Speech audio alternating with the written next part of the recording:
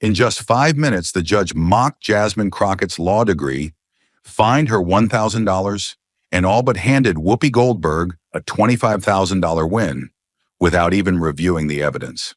But what he didn't know was that Jasmine came armed with a hidden recording, 3 Supreme Court rulings, and a strategy that would dismantle his authority in front of a live audience. What was on that recording that made a federal judge nearly lose his robe and made Whoopi regret ever filing the lawsuit? Stay with us. This is a story worth every second of your time. 6 a.m., Washington, D.C.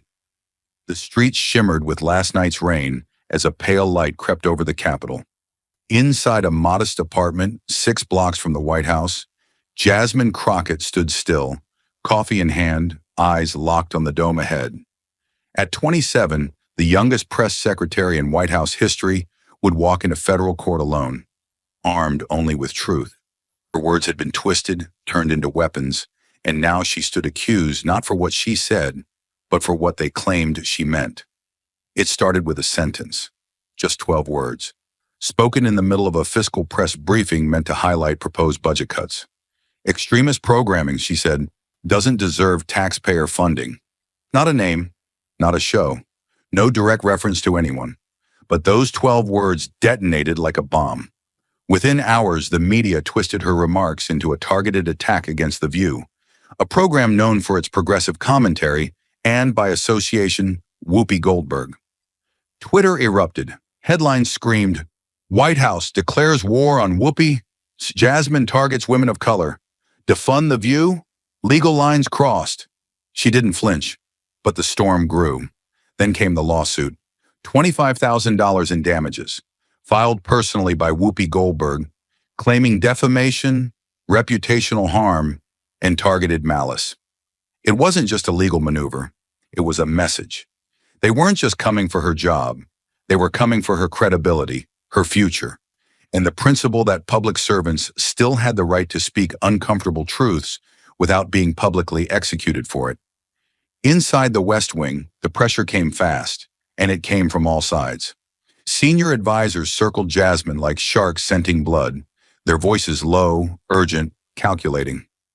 "Just issue a clarification," one said, tapping his pen against a memo. "A soft apology, not even an admission, just something diplomatic." To them, it was politics as usual. Avoid the optics, manage the press cycle, sacrifice the individual for the survival of the institution. They didn't care that she'd told the truth. They didn't care that the lawsuit distorted her intent. What they cared about was minimizing fallout, containing headlines, and keeping donors happy. Jasmine listened in silence, arms crossed, back straight, jaw set. They thought she'd cave. They mistook youth for weakness. But when she finally spoke, her voice cut through the air like glass.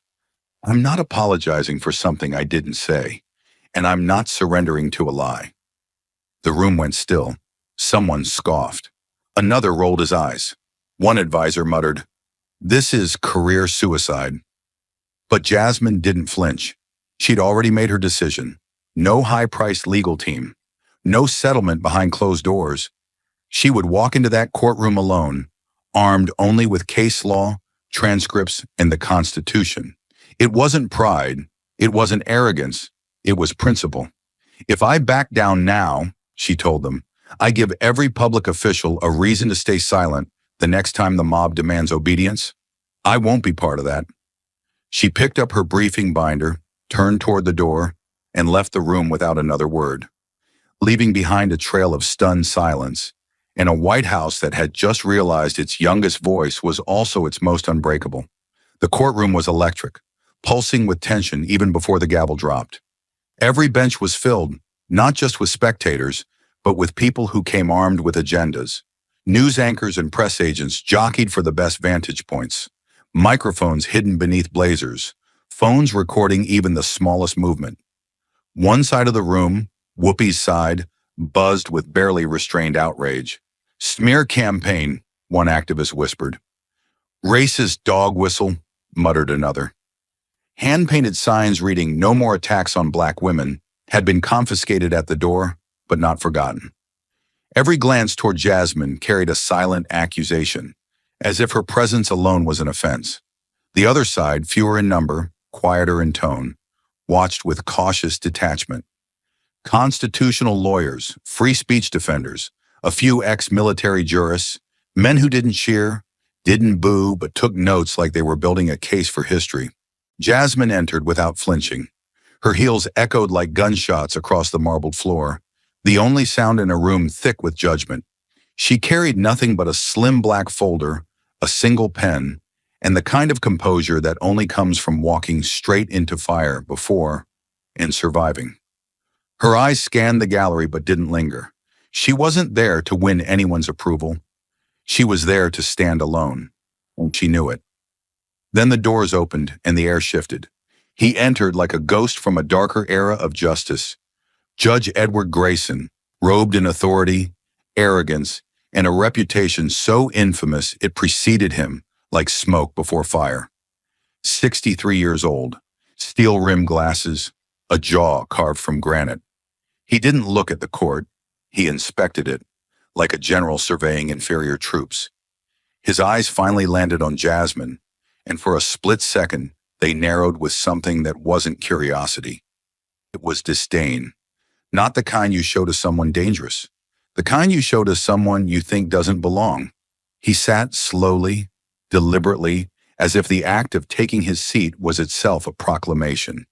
This is my arena, my rules, and you, little girl, are already out of your depth. Then in a tone laced with ice, he spoke. The court will now hear Goldberg versus Crockett, though I must admit I didn't expect to preside over a press conference this morning. A ripple of laughter stirred from the plaintiff's side. Jasmine didn't blink. Grayson continued, this time leaning forward, voice sharpened to a point. Miss Crockett, I assume you've waived counsel not because you couldn't find one, but because you believe yourself qualified to challenge tenets of defamation law by instinct? Gasps flickered through the room. One reporter scribbled fast, underlining the phrase, by instinct. Jasmine stood slowly. No, Your Honor, she said, her voice steady. I waived counsel because I trust the law more than I trust perception. The judge stared at her like she'd just insulted his legacy. We'll see how long that trust lasts once we begin, he muttered. And then he banged the gavel hard, sending a sound cracking through the courtroom like a warning shot. The message was clear.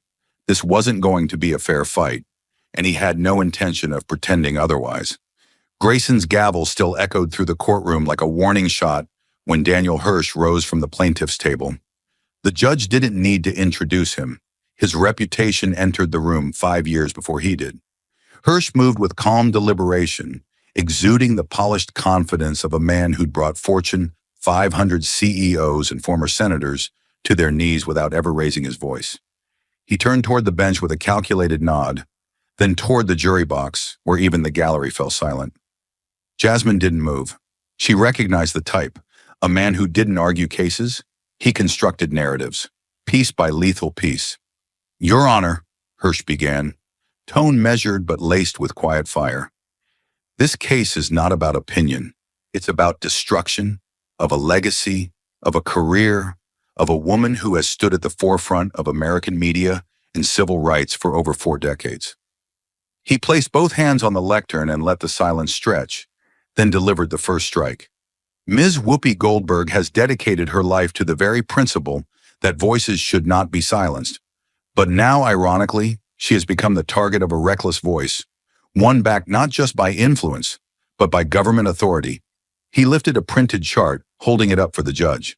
Following the defendant's statement, The View experienced a 12.4% drop in weekly ad revenue. That translates to over $250,000 in lost sponsorships in just the first 2 weeks. Long-standing contracts gone. A second binder hit the table with a loud thud, sending a jolt through the courtroom. Here are written notices from 3 national brands pulling out, not because of The View's content, but because they didn't want their name associated with what they described as a government-flagged extremist program. Her words, Your Honor, delivered behind the White House seal. He turned now, eyes narrowing, voice growing colder. And let's not pretend the damage ended there. We have over 18,000 public social media posts, tweets, videos, even viral memes, mocking, threatening, and defaming Ms. Goldberg, many of them directly citing the defendant's phrase, extremist programming. He paused, flipping to one particularly vile example on a slide, a caricature of Whoopi with the words taxpayer leech pasted across her forehead. Audible gasps stirred from the gallery. Hirsch faced the judge again. This was not political discourse. This was a targeted strike. The defendant knew her words would carry weight. She knew they would land like missiles, and she launched them anyway. He spoke that last line while locking eyes with Jasmine, as if daring her to respond. But she didn't. She remained still, composed, controlled. Her jaw tight, her fingers interlocked so tightly the knuckles whitened, but her gaze never dropped. Judge Grayson, meanwhile, was an open book. He leaned forward, nodding slowly, his pen moving across the notepad with rhythmic satisfaction. His smile curled, not wide but visible. Once he even chuckled under his breath and murmured, "Compelling," loud enough for the court clerk to hear. To any objective observer, the imbalance was jarring. Every anecdote, every tweet, every fluctuation in ad revenue was being treated as hard evidence of malicious intent. No one questioned the cause. No one mentioned the First Amendment. And the defendant, still not allowed to speak, was being tried in the court of perception before she ever got a chance in the court of law. And in that moment, Jasmine understood exactly what kind of war she had walked into. This wasn't a search for truth. This was a staged execution. Jasmine stood slowly, the weight of silence pressing against her back like 1,000 eyes. She didn't rush. Her hands were steady, her breath controlled, her mind already 3 steps ahead. In one hand, she held a file, neatly assembled, color-coded tabs sticking out like signposts of preparation. She knew the importance of every line inside it, legal precedent, transcript excerpts, witness notes. It wasn't just paper, it was her defense, her shield, her only weapon in a courtroom that had already turned hostile. She raised it gently as she stepped toward the lectern. "Your Honor," she began, voice calm but deliberate, "I have documentation that—" Judge Grayson didn't even let her finish the sentence. His voice sliced through the air, loud enough to make a reporter drop her pen. "Miss Crockett, this is a courtroom, not a stage for political performance. If you think this is your moment for television soundbites, I suggest you rethink your strategy." The gavel wasn't needed. His tone carried more weight than wood on steel. Murmurs spread across the gallery like wind rustling through dry leaves, some stunned, others smirking. Jasmine didn't blink. She stood her ground, file still raised, eyes unshaken. "Your Honor," she said, her tone respectful but unyielding, "I am exercising my right as a defendant to present material evidence relevant to my case. I am not performing, I am defending." For a moment, time seemed to pause. Grayson stared at her like she had just insulted the court's very foundation. His jaw clenched. His pen stopped moving. The temperature in the room seemed to drop. Then, without warning, he slammed the gavel down with explosive force. $1,000 contempt of court, he snapped, "for your tone, your presumption, and your clear misunderstanding of how this courtroom operates. I will not be lectured by someone who hasn't earned the right to address this bench like an equal." Gasps erupted from the gallery. Someone in the back muttered, "That's outrageous," but no one dared speak louder. Even the court clerk's fingers paused over the keyboard, frozen by the escalation. Jasmine's file trembled slightly in her hand, not from fear, but from the shock of just how openly the bias had been weaponized. She swallowed hard, her lips pressing into a line, her knuckles whitening around the folder. But she didn't step back, didn't flinch, didn't speak.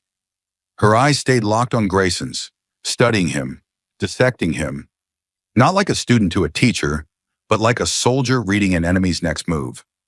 Grayson leaned back in his chair, exhaling like a man who believed he'd just put the world in order. His smirk returned, arrogant, dismissive. The kind of smile that says, "This is my courtroom. You're just noise." The courtroom murmured like a hive disturbed. "She's done," someone whispered behind cupped hands. "No chance." Not with him on the bench. The words weren't shouted, but they carried, sharp, certain, cruel. Eyes darted to Jasmine, searching for cracks in her armor, waiting for her to fold under the pressure. In the press row, a few seasoned journalists shifted uncomfortably. One reporter from Politico narrowed her eyes, muttering to her neighbor, "This isn't just bias. This is calculated." Another scribbled furiously in his notebook, but the line of his jaw said more than the ink. They saw it. Everyone saw it. The judge wasn't neutral. He was antagonistic. But none of them said a word on record. They simply watched as the courtroom became less about justice and more about dominance. And Jasmine sat at the center of it, the target of a performance masked as procedure. But what Grayson didn't see, what the cameras caught and the audience felt, was that Jasmine wasn't silenced. She was recording every word, every interruption, every petty humiliation, not with a phone, with memory, with intention, and with the quiet fury of someone who had just decided this fight wasn't about self-defense anymore. It was about exposing the system from the inside, and Grayson in that moment didn't realize he hadn't ended the fight. He'd ignited it. Jasmine rose slowly. No hesitation, no uncertainty, no permission asked. The room that had written her off minutes ago now felt strangely still, like it sensed something was shifting. She stepped forward, not with the trembling nerves of a defendant, but with the steady resolve of someone who knew exactly what she was about to do and dared anyone to stop her. Her voice rang out strong, low, unwavering. "Your Honor, I'm invoking my right to respond, clearly, factually, and within the bounds of the law." She didn't wait for an acknowledgement. She locked eyes with Grayson, her words slicing through the tension like a scalpel. New York Times, First Sullivan, 376 U.S. 254. The Supreme Court held that for a public figure to claim defamation, there must be proof of actual malice, that the statement was made knowingly false or with reckless disregard for the truth. She raised a single document from her folder, her press briefing transcript, and held it at shoulder height. "This was my statement. I referenced policy. I referenced budget allocations. I named no individual, no show, no personality. That is not malice. That is not personal. That is protected speech." Before the judge could interrupt, she took another step forward. The courtroom leaned in as her tone hardened. Falwell v. Flint, 485 U.S. 46. The court reaffirmed that offensive expression, satire, or criticism, no matter how sharp, is constitutionally protected unless it contains provably false statements made with malicious intent. She tapped her transcript. "What I said may have provoked public debate, but provoking debate is not the same as defamation. In fact, provoking debate is the point of a free press. It's the point of democracy." She didn't breathe between thoughts now. She surged forward like a closing argument in a trial that suddenly felt much bigger than her. "And since this court has questioned my right to self-representation," she continued, her eyes narrowing, Ferretta v. California, 422 U.S. 806. The Supreme Court ruled that a defendant has the constitutional right to refuse counsel and represent themselves. That right is not subject to the court's approval. It does not depend on age, experience, or whether the judge thinks the defendant looks the part. She paused just long enough to let those words land, then reached into her bag and pulled out a small black audio recorder. Her movements were exact, almost surgical. She pressed play. Judge Grayson's voice echoed through the chamber. "Are you here with a lawyer's confidence, or just a little girl pretending at law?" The effect was immediate and devastating. A sharp inhale came from somewhere near the back of the room. A court reporter's hand froze mid-sentence. Even a bailiff shifted uneasily. Jasmine let the silence hang a moment longer before speaking again. This time slower, quieter, but with far more force. "That statement was made while court was in session. It was directed at me, on record, in front of witnesses. That is not impartiality. That is judicial contempt." The silence that followed Jasmine's statement felt like a held breath. Heavy, fragile, ready to snap. The recording still echoed faintly in the room, as if Grayson's own words were unwilling to disappear. Jasmine didn't let the tension fade. She stepped forward again, this time slower, more deliberate, her voice cutting through the stillness like the calm before a storm. "Now, Your Honor," she said, locking eyes with the bench, Let's talk about judicial responsibility. Her words landed with precision. According to 28 U.S. Code Section 455, a federal judge must disqualify themselves from any proceeding in which their impartiality might reasonably be questioned. Not proven, not unanimously agreed upon, reasonably questioned. She let that phrase echo in the judge's own courtroom. It includes cases where a judge has shown personal bias or prejudice concerning a party, or personal knowledge of disputed evidentiary facts. She placed the printed statute on the defense table and slid it forward. That threshold has already been crossed.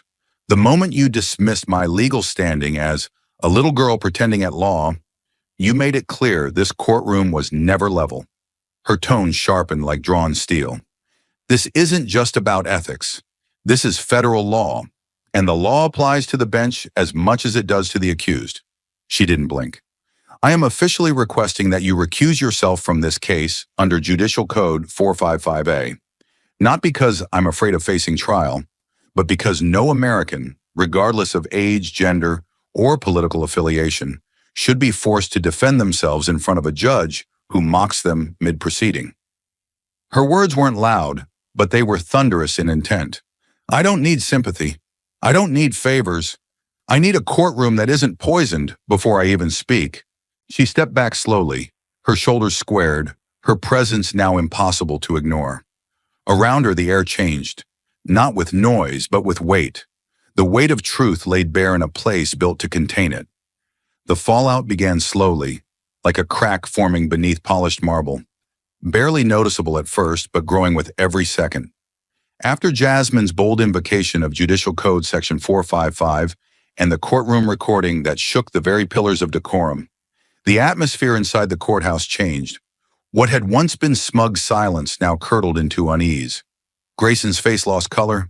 His pen no longer moved. The gavel he'd once wielded like a weapon now sat untouched, as if even he knew it would only draw attention to the collapse. And outside the courtroom, the world had already noticed. Within 20 minutes of Jasmine's recording being heard, it hit the internet. A court staffer leaked the audio. Just 9 seconds of Judge Edward Grayson mocking her credentials. But it detonated across every media outlet like political dynamite.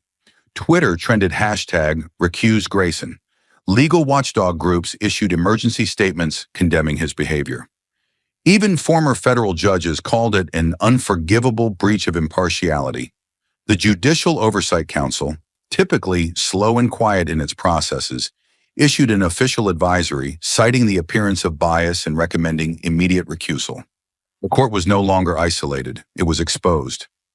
Inside the chamber, Grayson returned from recess visibly shaken. His robe looked heavier. His gait had lost its certainty. He stood behind the bench, cleared his throat, and stared past Jasmine, as if avoiding her gaze might erase what had already been done.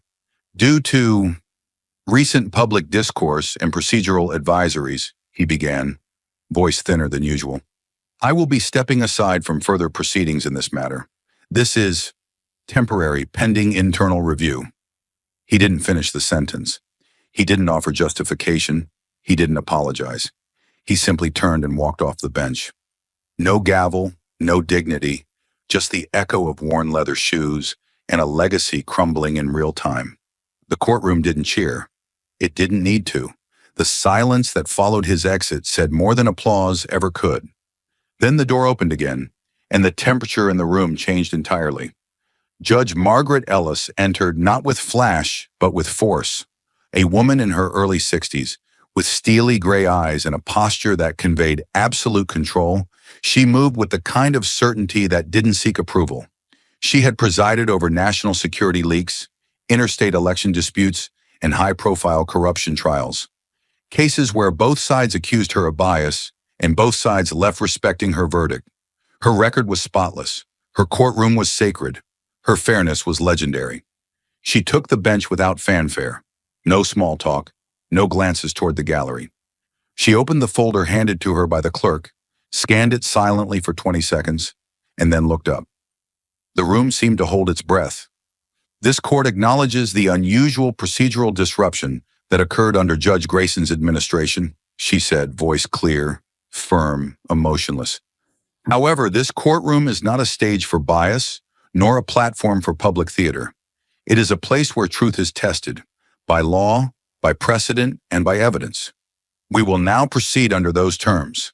All parties will be heard, fully, equally, and without interruption. The shift was immediate and visceral. The tension didn't vanish, but it recalibrated, from chaos to clarity. Jasmine didn't smile. She didn't react. But her eyes, once sharp with defiance, now narrowed with something else entirely. Focus. For the first time since the trial began, she wasn't pushing against a wall. She was walking through a door. Not because the fight had ended, but because justice was finally in the room. And now, under the eye of a judge who had nothing to prove and everything to uphold, the real trial could begin. The courtroom had been reset, but not rewound. Grayson's shadow still lingered faintly, like the stale scent of a fire just extinguished. But the flames were gone. In their place stood Judge Margaret Ellis, cool, composed, and resolute. For the first time since the trial began, the air inside the chamber no longer felt like it was pressing against Jasmine. It was still. It was level. And as Ellis lifted her gaze from the bench, her words carried a clarity Grayson had never once offered. "Miss Crockett, you may now proceed. No condescension, no sarcasm, just the open door of due process." Jasmine stood immediately, not with hesitation, not with fanfare, but with precise intent. She stepped toward the lectern with her documents already in hand, posture tall, chin forward, like a soldier reporting for duty. Her voice, when it came, was razor sharp, each syllable deliberate and unshakable. "Your Honor, let's begin with the claim that my statement at the White House press briefing was defamatory. I present the full transcript of that event, alongside a verified audio recording." She held both up, walked them to the clerk's table, and continued without missing a beat. "At no point is the view mentioned. At no point is Ms. Goldberg named. The language used referred explicitly to publicly funded content and taxpayer accountability. A policy position, not a personal attack." She turned slightly toward the judge, locking eyes. "Any interpretation beyond that was projection, and projection, however loud, is not proof." Without waiting, she set down the next file, a thick folder lined with printed graphs, email chains, and Nielsen data. "Second," she said, "the plaintiff claims financial harm. Here is viewership data for The View over the past year. Ratings have been declining for 6 consecutive months, long before my briefing. The decline is consistent, predictable, and tied to network programming shifts, not my remarks." She tapped the folder once with a firm finger. "This isn't speculation. This is raw data, signed and certified." Then with measured calm, she reached for the final file, thinner but heavier in weight. "Third," she said, lifting it carefully, "I submit sworn affidavits from 3 individuals present during the briefing. 2 are credentialed journalists from separate national outlets. The third is a senior White House policy advisor." She handed the documents to the clerk, then faced the bench again. All 3 confirmed that my remarks were general in nature, targeted no individual, and aligned with internal talking points from the Office of Management and Budget. Her voice never faltered, but it deepened slightly with resolve. "This is not damage control. This is not spin. This is documentation. The very thing I was denied the right to present until now." She let the silence breathe. Judge Ellis gave a small nod. "All 3 exhibits are received," she said, flipping through the files with brisk precision. "They will be entered into the record and considered in full." Jasmine gave no smile, no sigh of relief. She simply held her ground, shoulders square, voice as sharp as ever. "The law protects citizens from targeted defamation. It does not protect public figures from discomfort over policy criticism, and it certainly does not allow a court to substitute assumption for evidence." Then came the moment no one expected, because it was so rare in courtrooms twisted by politics. Judge Ellis closed the folder, set her pen down, and leaned forward just enough to signal gravity.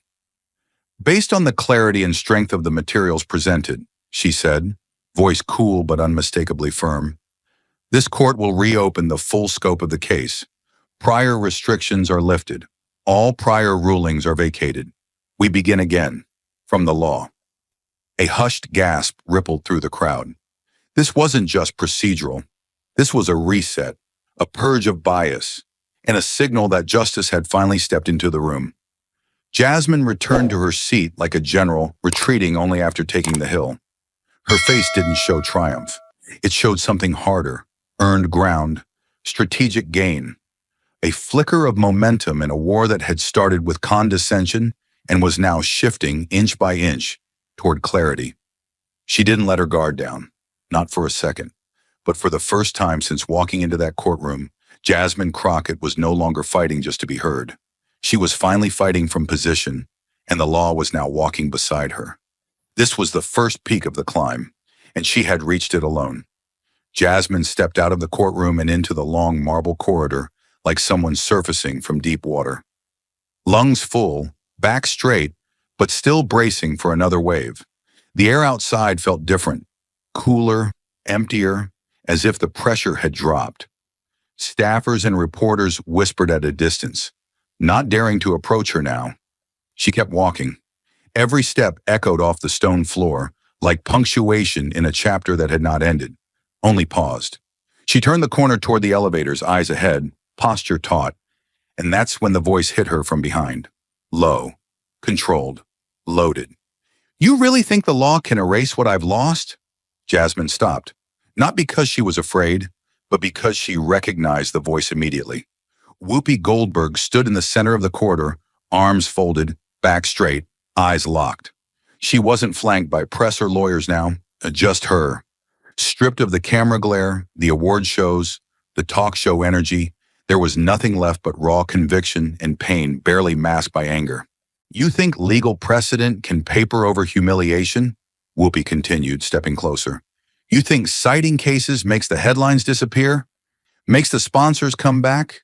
You didn't say my name, no, but you let the world fill in the blanks, and they filled it with me. Jasmine didn't speak right away. She studied Whoopi in silence, not out of hesitation, but out of precision. This wasn't court anymore. No judge, no gavel, no transcripts. Just truth, exposed, unfiltered.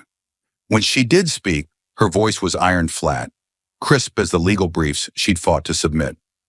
The law isn't meant to heal feelings. That's not what it's built for. It's built to keep chaos in check. Because if we start treating emotions as evidence, then no one is safe, ever. She stepped forward too, now just a few feet from Whoopi. The hallway narrowed between them, not physically, but with the weight of everything unsaid. You talk about humiliation, Jasmine said, eyes never wavering. But I stood in there and was mocked by a judge before I said a single word. I was fined for asking to be heard. If the law didn't exist, that bias wouldn't just humiliate me, it would bury me. Whoopi's jaw clenched, but her gaze didn't falter. So this is all academic to you? Cold words and courtroom lines? Her voice dropped, quieter but more dangerous. You don't think what you said made people see me differently? Jasmine answered instantly. It's because of that fear of being seen differently that we need the law, not the crowd, not the outrage. The law. Because once we start letting reputations define truth instead of the other way around, we're no longer a nation of justice. We're just a nation of noise. There it was again. That unbearable silence, not empty, charged. Between them passed something harder than anger, understanding without agreement. Neither softened, neither apologized. But in that flicker of frozen time, something like mutual acknowledgement passed between two warriors who'd fought on opposite ends of the battlefield. Their scars were different, their weapons were different, but they had both shown up for the fight. Whoopi's mouth tensed like she might speak again, but instead she just nodded once, almost imperceptibly. Not in surrender, not in forgiveness, but in recognition. You're not weak, her eyes seemed to say, just on the other side. Jasmine didn't nod back. She didn't need to. She simply stepped past Whoopi, her heels clicking once more against the floor. Measured, steady, unbroken. And behind them the corridor held its breath. No press, no applause. Just the weight of two women who had collided not in volume, but in vision. Not a battle of words anymore. just a fracture in how they believed the world should work. She didn't rest. She didn't disappear into the media glow or ride the wave of public support. For Jasmine Crockett, the courtroom victory wasn't closure, it was ignition. The trial had exposed something deeper than just a biased judge. It had exposed a silent epidemic, a system where personal ideology wore the mask of legal authority, and no one, not the accused, not the press, not the people, had any real way to challenge it. That realization didn't haunt her. It drove her. 3 days after the verdict, Jasmine walked into the West Wing not as a press secretary, but as an architect of something no administration had dared attempt in a generation: national judicial reform. She entered the Roosevelt Room with a binder under her arm and fire in her bloodstream. Inside were senior legal advisors, DOJ liaisons, and political staffers, all expecting a debrief. What they got was a battle plan. She placed the binder at the center of the table and opened to the cover page. The title was simple, brutal, and impossible to ignore: Rebuilding Judicial Trust, a 3-point national initiative.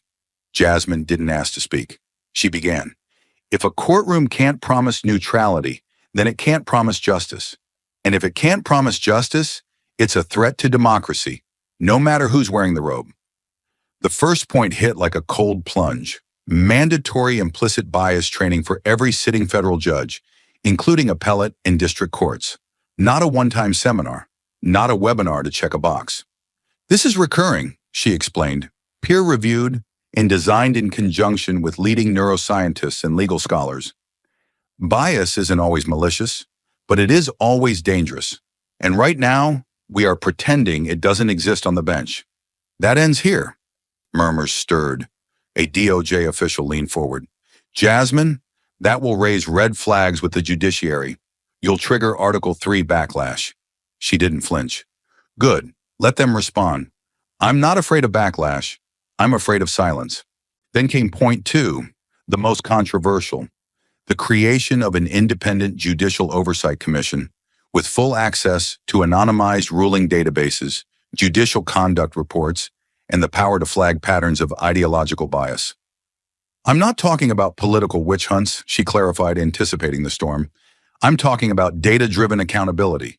If a judge consistently rules against women in assault cases, or immigrants in asylum cases, or political dissidents in protest cases, someone should notice. Someone should be able to ask why. She placed a chart on the table showing the ruling trends of 3 unnamed judges. One had a 97% denial rate on civil rights motions. Another ruled against female plaintiffs in workplace discrimination cases 83% of the time. This isn't conjecture. This is math, she said flatly. And right now, we're ignoring it. The advisors were now sitting upright, papers rustling, tension mounting. A senior legal aide spoke carefully. That level of oversight could challenge judicial independence. Jasmine's answer was a quiet knife. Independence is not the same as immunity. No one elected them to be gods. They serve the people, and it's time the people had eyes on the bench.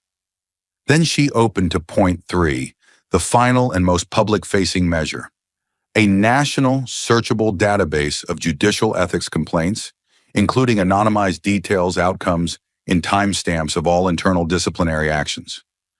Right now, if you file an ethics complaint against a federal judge, it disappears behind the curtain, sealed, hidden, silenced. We're handing lifetime authority to people who can be as biased, as prejudiced, and as political as anyone else. But we've stripped the public of the right to see it. She paused, letting the truth sink in. This isn't about punishing judges. It's about protecting trust. And we don't protect trust with silence. We protect it with transparency. A long silence followed. No one moved, no one challenged, but no one applauded either. Because what Jasmine had laid out wasn't just bold, it was dangerous, politically dangerous, institutionally dangerous. It asked the nation to look directly at the thing it feared the most: that justice might not be blind but selective, and that its arbiters might be swayed not by law, but by legacy, ego, or ideology. Jasmine stood tall, hands resting on the binder, eyes scanning the room. You told me not to fight this case. You told me to settle, to back down, to wait for the storm to pass. She leaned in, voice low and lethal. I didn't back down. And now I'm telling you this. If we don't fix the system that allowed that courtroom to happen in the first place, then everything we say about freedom, about fairness, about democracy is just a slogan. And I'm not here to manage slogans. I'm here to fix what's broken. She didn't wait for permission. She walked out of the room the way she'd walked into court, alone, determined, unshakable. Outside, a journalist caught a whisper of her proposal and tweeted a headline that would explode within the hour. Jasmine Crockett proposes historic overhaul of judicial ethics system. Silence is no longer an option. By sundown, every network had it on loop. The trial had ended, but Jasmine's war for justice had just begun. The auditorium lights hummed softly above the stage, casting long shadows over rows of judges, legal scholars, policy advisors, and law students. The event was billed modestly, modernizing judicial integrity in the 21st century. Most had expected another routine conference, panels, jargon, polite applause. But as Jasmine Crockett stood at the podium, the room was anything but routine. Her words were deliberate, her delivery surgical. She wasn't appealing to emotion, she was dismantling inertia. What happened in courtroom 4A wasn't an anomaly, she told them, voice steady. It was a symptom of a deeper disease, one where tradition has become a shield against responsibility. She clicked her remote. A chart lit up behind her, showing a sharp decline in public trust in the judiciary over the last 10 years. She didn't flinch. And when people lose faith in justice, she continued, they stop obeying it. They stop believing it protects them. That's when democracy bleeds from the inside out.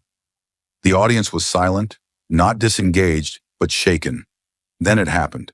A quiet stir at the back of the room. The doors opened, not with drama, not with fanfare, but with the kind of hush that signals something real is about to happen. Edward Grayson stepped into the auditorium, dressed in a dark suit with no robe, no escort, no defense. Just him, and the weight of everything that had brought him there. A few heads turned, then more. A collective intake of breath swept through the audience like wind brushing a dry field. He didn't hesitate. He walked down the center aisle, every step echoing against the stone floor louder than the last. And Jasmine, already off stage, watching from the wings, didn't blink. Grayson ascended the stage alone. No notes, no papers. He reached the microphone, adjusted it once, and spoke with a voice stripped of its old steel. I was wrong. The words fell like iron on concrete, loud in their simplicity, devastating in their honesty. I mocked a young woman because I thought the courtroom was mine to command, he said, his voice lower now, slower. Because I mistook age for ignorance. Because I allowed my politics to speak louder than my professionalism. And in doing so, I corrupted the bench I swore to uphold. You could have heard a pin drop. This isn't about optics, he said. It's about truth. And truth only matters when we're willing to say it out loud, even when it ruins us. His eyes, once icy and unreadable, now flicked to Jasmine standing just off stage. She came to court alone.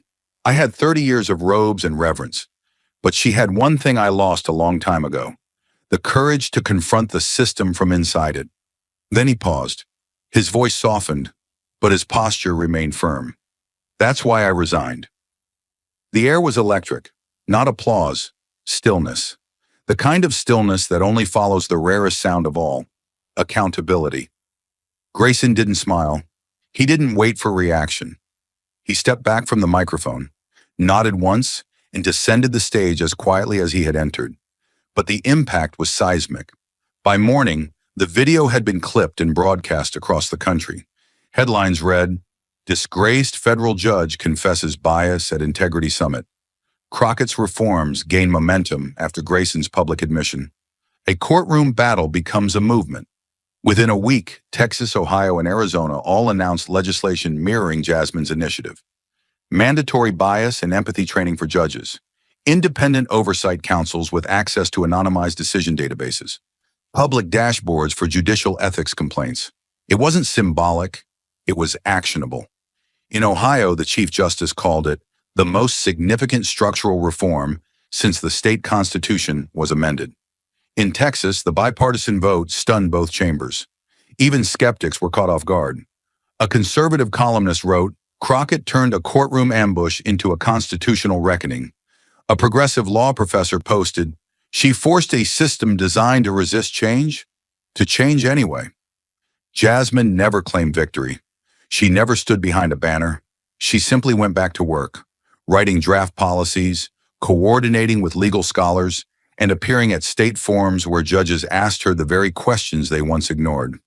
How do we recognize our own bias? How do we rebuild public trust? What happens next? She never said, "I told you so." Instead, she said, "What happened to me can happen to anyone." That's why we build safeguards for the next voice that doesn't have a microphone, for the next citizen who walks into court alone. This was no longer just her personal high point. The sine wave of Jasmine's story didn't peak at vindication. It climbed higher, into transformation. Her scars weren't erased, but they became blueprints, carved into a system now forced to confront itself. And from that confrontation, a new standard was born. The lecture hall at Yale Law School had seen its share of dignitaries, scholars, even former presidents. But on this particular evening, it was Jasmine Crockett they had come to hear, the woman who walked into court alone and left with the nation's judicial system rethinking itself. Students packed every bench. Some stood shoulder to shoulder in the back. A few, too late to get inside, watched from monitors in the overflow room. Faculty members who once dismissed her as too political for legal purity now sat in silence, waiting. Not for drama, not for spectacle, for answers. Jasmine didn't wear anything fancy. A navy blazer over a plain white blouse. No jewelry, no fanfare. Just her binder, just her voice. She stood at the podium, took a moment to breathe, then looked out at the sea of anxious, intelligent, still idealistic faces.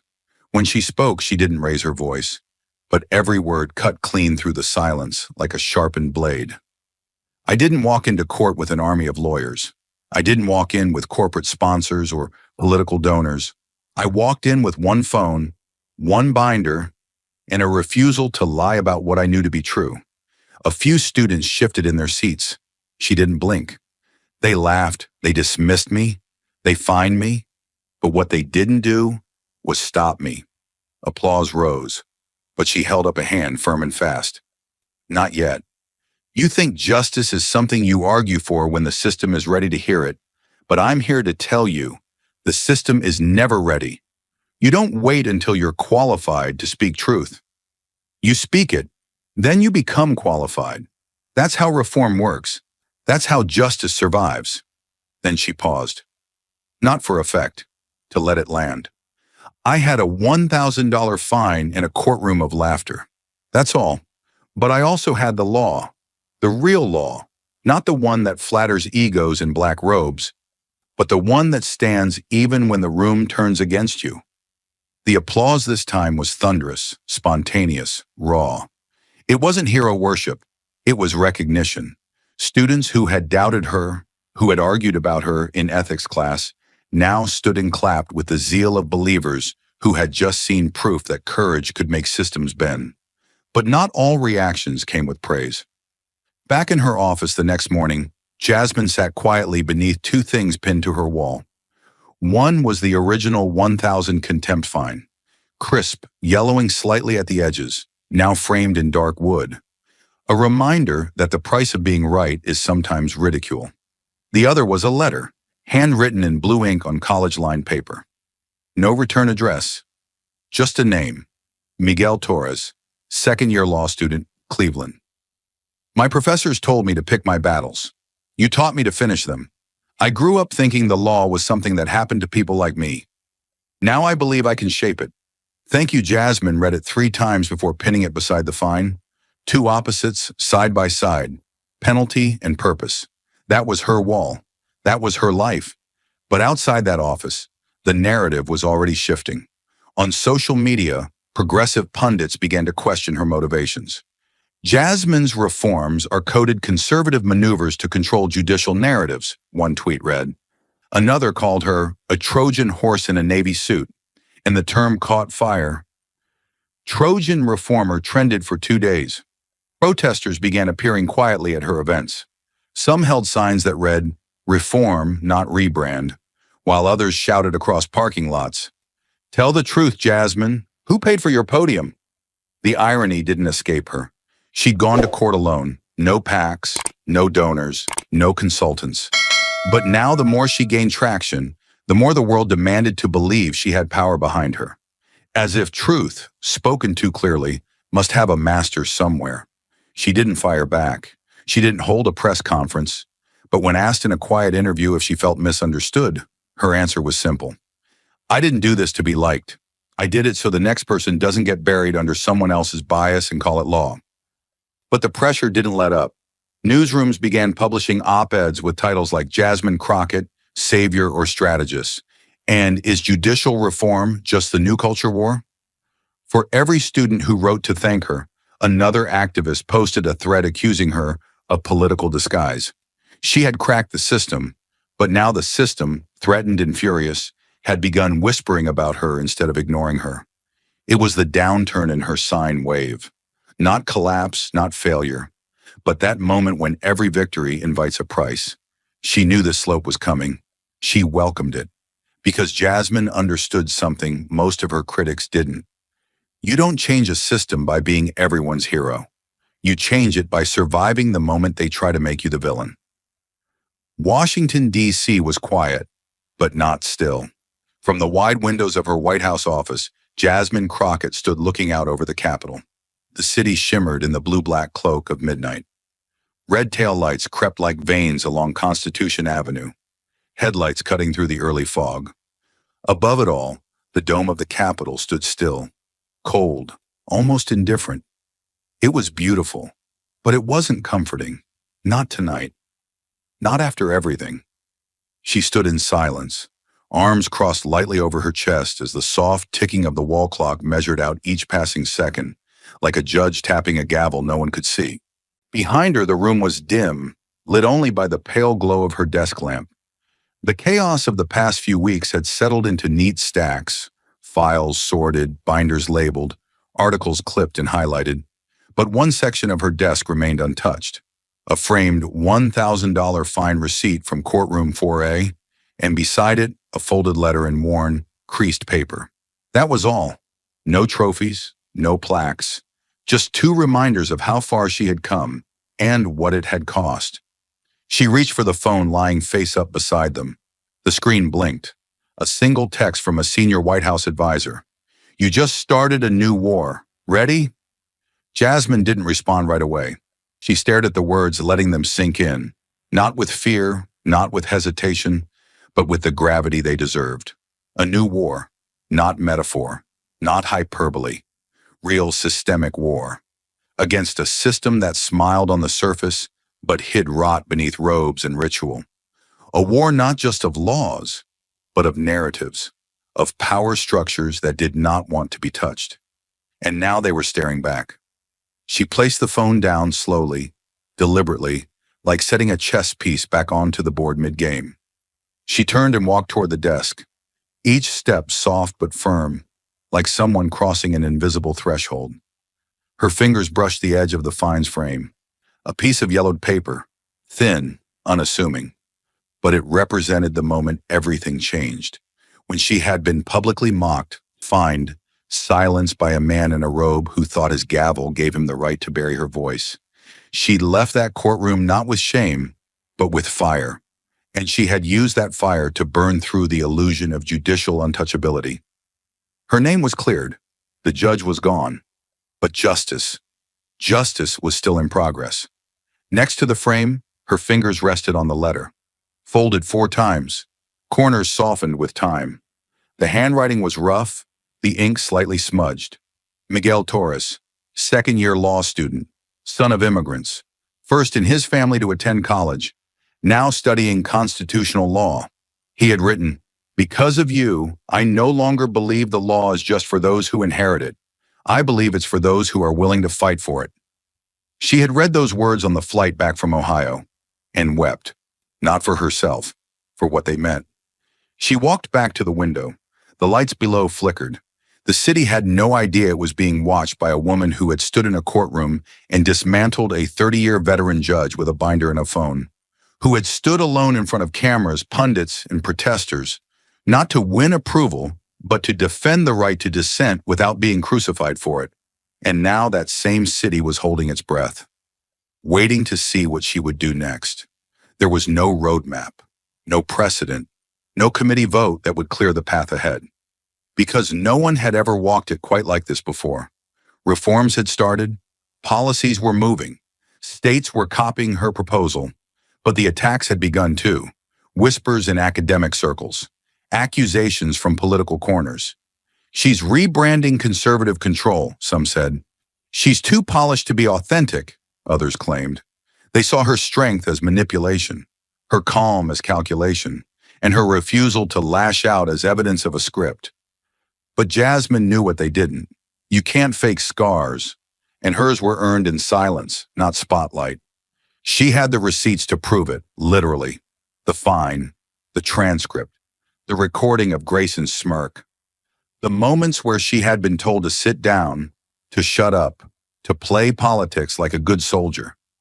She had refused, and in doing so, she hadn't just exposed bias. She had reminded people what courage under the rule of law was supposed to look like. Not grandstanding, not vengeance, but unflinching, lawful resistance. She whispered to herself now, as if needing to hear the words aloud. I didn't do this to be liked. I did it because it's right. The room held that sentence like a vow. She didn't need applause. She didn't crave the spotlight, but she knew she couldn't disappear either. The system she had rattled was already trying to recenter itself, to smooth the cracks, to pretend nothing had happened. Judges had begun privately calling her dangerous. Editorials were accusing her of turning the courts into a circus. Even some allies advised her to slow down, to let the dust settle. But Jasmine had no intention of slowing down. Dust only settles when the wind stops, and she was the wind. She turned toward her desk again and opened her laptop. The screen glowed to life, revealing a draft policy memo titled Phase 2, Public Accountability and Judicial Transparency. This one was bigger. It called for citizen reporting channels, AI-based pattern recognition in federal rulings, and open data sets for court performance across all 50 states. It was ambitious. It was controversial. It was necessary. She read through it again, tweaked a sentence, then another, then hit save. The time was 1:37 a.m. She hadn't slept in nearly 40 hours, but her body didn't feel it. Only her bones did. The kind of exhaustion that doesn't dull you, sharpens your resolve. Her father used to tell her, steel is forged when the heat is unbearable and the hammer never lets up. Well, the heat hadn't let up, and neither had the hammer. But somehow she was still here, still standing. A soft knock tapped at her door. A junior staffer peeked in, eyes wide, uncertain. Sorry, Ms. Crockett. Didn't realize you were still here. Jasmine smiled gently, waved him off. No problem. Go home, Tim. It's late. He hesitated, then left, the door shutting with a soft click behind him. She was alone again. Just her, the city, and the battle plans unfolding beneath her fingertips. Outside, the lights of D.C. blinked and shimmered, somewhere between defiance and fatigue, just like her.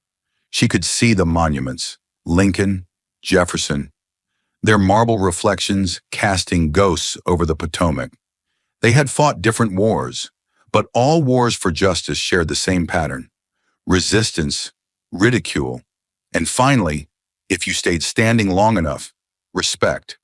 The camera, if there had been one, would pull back slowly now, rising from behind her desk, capturing her silhouette against the full wall of glass, a lone figure in a fortress of power, but not powerful in the traditional sense, not the kind who wielded fear or commanded armies. She had only ever wielded one thing: truth. Truth, sharpened by law, carried with clarity, delivered without apology. And now, as the city breathed below her, Washington, D.C. didn't even realize the battle it once dismissed as a PR stunt had grown into a structural reckoning. She took one last glance at the letter, one last look at the fine, Two relics, two relics of war. Then she shut off the desk lamp, walked to the door and paused. She didn't smile. She didn't cry. She simply nodded, once firmly, to no one in particular. The war wasn't over, but she was ready for the next round. And this time, the system was on notice. Justice had a new name, and it wasn't wearing a robe. Sometimes the most dangerous fight is not the one where fists are thrown or verdicts declared. It's the one where silence becomes a weapon, where power hides behind tradition, and where truth is twisted to sound like noise. Jasmine Crockett didn't enter that courtroom to make history. She entered it because she refused to apologize for speaking plainly, for calling a system what it had become, biased, brittle, and far too comfortable with protecting its own. And in doing so, she taught us something far more valuable than any court ruling ever could. That justice is not about who wins, but who refuses to be erased. The lesson wasn't in her victory, it was in her resistance. She stood, not because she expected to win, but because walking away would have meant surrendering the very principles that carried her into public service in the first place.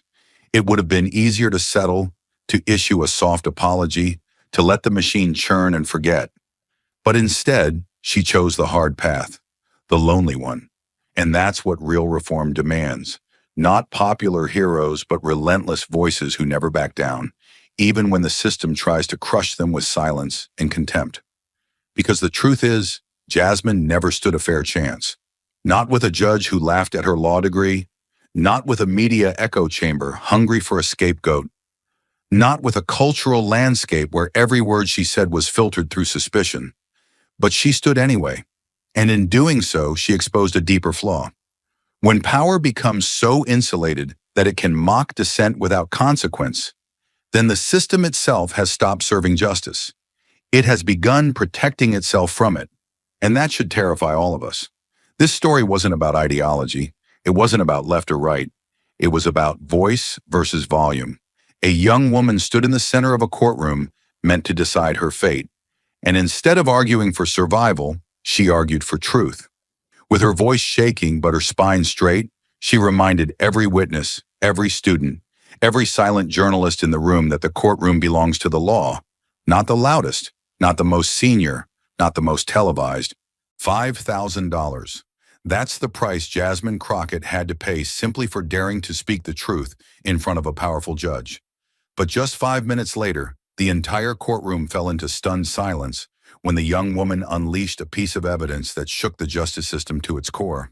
Sued by Whoopi Goldberg for $50,000 in damages, what turned Jasmine, once mocked and dismissed, into a living symbol of American justice?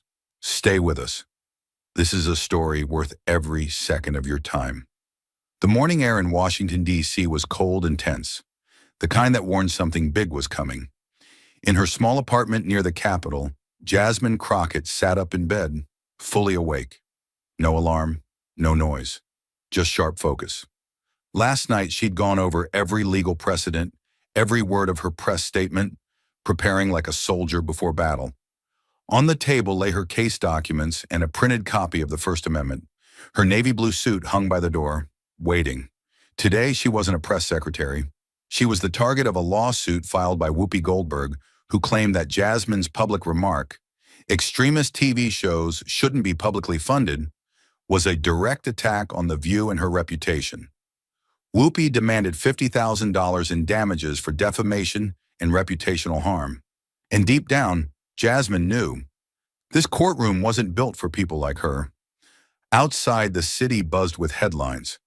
Press secretary faces defamation trial from Hollywood royalty. Reporters waited like vultures in front of the courthouse. Inside the White House, aides whispered nervously.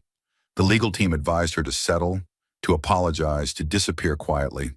"You're young," they told her. "This isn't worth it." But Jasmine, her coffee steaming in one hand and her jaw clenched, answered with the same calm fire she had since law school. "If we start bowing to pressure every time the truth offends someone, then what exactly are we defending?" She tightened her bun in the mirror, the cold steel of conviction glinting in her eyes. A lesser woman might have caved, might have chosen comfort over confrontation. But not Jasmine. Not today. Today she would walk into the lion's den and stare it down. She knew the courtroom would be hostile, but she hadn't expected to walk into a battlefield dressed as justice. The doors creaked open like a warning. Jasmine stepped in, clutching her case file tight against her ribs. Her heels echoed against the marble floor, but the room was already drowned in whispers. The gallery was packed, reporters with notebooks poised like weapons. Whoopi Goldberg's entourage seated smugly in the front rows, and cameras barely concealed behind courtroom decorum. This wasn't just a trial, it was theater, and Jasmine was the villain before she even spoke a word. Her eyes scanned the space, then landed on the elevated bench where Judge Edward Grayson sat like a monarch surveying peasants. Robed in black, glasses glinting cold under the lights, his presence commanded silence, not by respect, but by force. At 63, Grayson had 3 decades on the bench and a thick file of rulings skewed heavily in favor of liberal causes. He wasn't known for neutrality. He was known for punishing those who didn't fit his ideological mold. And Jasmine, a young conservative press secretary, was his ideal target. The bailiff called the court to order, and Grayson didn't even glance up from the file in front of him. "So," he said slowly, voice laced with disdain, "this is the defendant." He didn't use her name, just the defendant, like she was a case number, not a person. Jasmine stepped forward, calm but alert. "Good morning, Your Honor. Jasmine Crockett, representing myself." Before she could finish, he cut her off with a sharp, dry chuckle. "Of course you are," he said, snapping the folder shut. "Why bother with counsel when you have an entire media machine behind you?"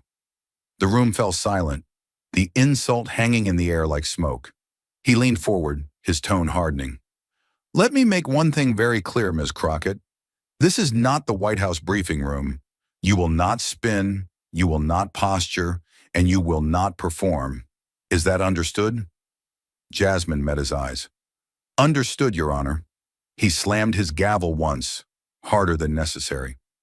"Then act like it." She turned to move toward the defense table, but Grayson wasn't done. "And just so we're clear," he continued, his voice rising, "I don't want to hear speeches. This isn't Fox News. This is a courtroom. You speak when you're told.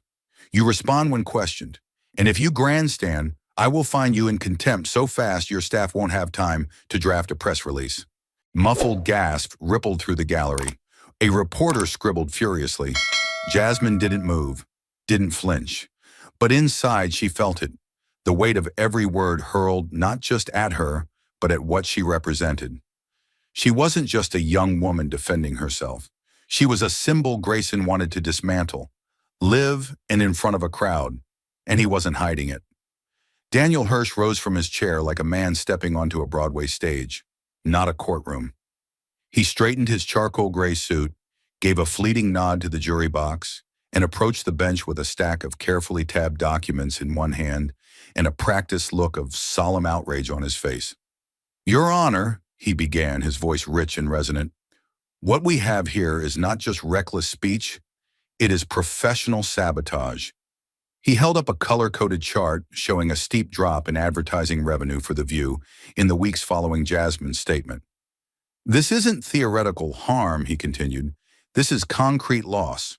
My client, Ms. Goldberg, suffered reputational damage, financial impact, and emotional distress, all stemming from the defendant's irresponsible comment suggesting extremist shows don't deserve funding." He didn't say The View directly, but the implication was clear, and he knew it. He flashed emails from advertisers backing out of deals and read aloud tweets from random viewers blaming Whoopi personally. The backlash was immediate and fierce, he said, because this wasn't just an opinion. It was targeted defamation. Jasmine sat stone-faced at the defense table, her fingers clenched around a pen, her jaw tight but unmoving. Hirsch glanced her way and leaned into the drama. "We're not here to police opinion, Your Honor," he said, "but to protect individuals from being destroyed by public officials abusing their platforms." He turned to the gallery for effect, an old trial tactic to plant emotion in the press. "Ms. Crockett may be young and well-spoken, but the damage she caused is very real. Ms. Goldberg's public image has been dragged through the mud. People who once respected her now questioned her integrity. And all because one government official decided to make a flippant remark wrapped in a political agenda. The courtroom held its breath. Hirsch slowly walked back to his seat, placing the final document, an invoice showing $47,500 in projected lost revenue, on the plaintiff's table like a closing knife. "We seek $50,000 in damages," he said simply, "because words have consequences, especially when they come from power." As the echo of Daniel Hirsch's final words faded, the courtroom held its breath, waiting for Jasmine to crumble or strike back. She didn't hesitate. Rising slowly from her chair, she held the folder of evidence close to her chest, stepped forward and cleared her throat. Her voice was steady but firm, her tone measured. "Your Honor," she began, "I would like to submit the full transcript of my press briefing, along with supporting documents that demonstrate—" But Judge Grayson raised his hand before she could finish. His expression was blank, but his eyes burned with irritation. "Miss Crockett," he interrupted sharply, "this court is not a dumping ground for political theater. If you think you're going to filibuster your way out of accountability, you're mistaken." Jasmine opened her folder and held up the first document. "This is the exact language used in the briefing, and it shows—" "You don't get to decide what's relevant," Grayson snapped, his voice rising. "I do." She paused, her jaw tightening. "Respectfully, Your Honor, I'm simply asking for the opportunity to present—" "I said enough," he roared, his gavel slamming down so violently that a few people in the gallery flinched. "You've made it very clear that you intend to turn this courtroom into a press room. I won't allow it. Sit down." Jasmine remained standing. She didn't raise her voice. She didn't shout, but her words were steel. "Your Honor, the law gives me the right to present exculpatory evidence. The documents I'm submitting go directly to the question of intent, and I—" "You are not a lawyer," Grayson thundered, rising slightly from his bench now, his knuckles white against the wood. "You may have a law degree, Miss Crockett, but don't for a second think that gives you license to hijack my courtroom. This is not a stage for your political redemption tour." Gas fluttered through the gallery. Jasmine's fingers clenched the folder tighter. Her voice lowered, but not with fear, with restraint. "Your Honor, I am not here for redemption. I am here to defend myself." Grayson leaned in, voice acidic. "No, you're here to be reminded that power doesn't make you untouchable, and I will not let a media-trained mouthpiece mock this institution."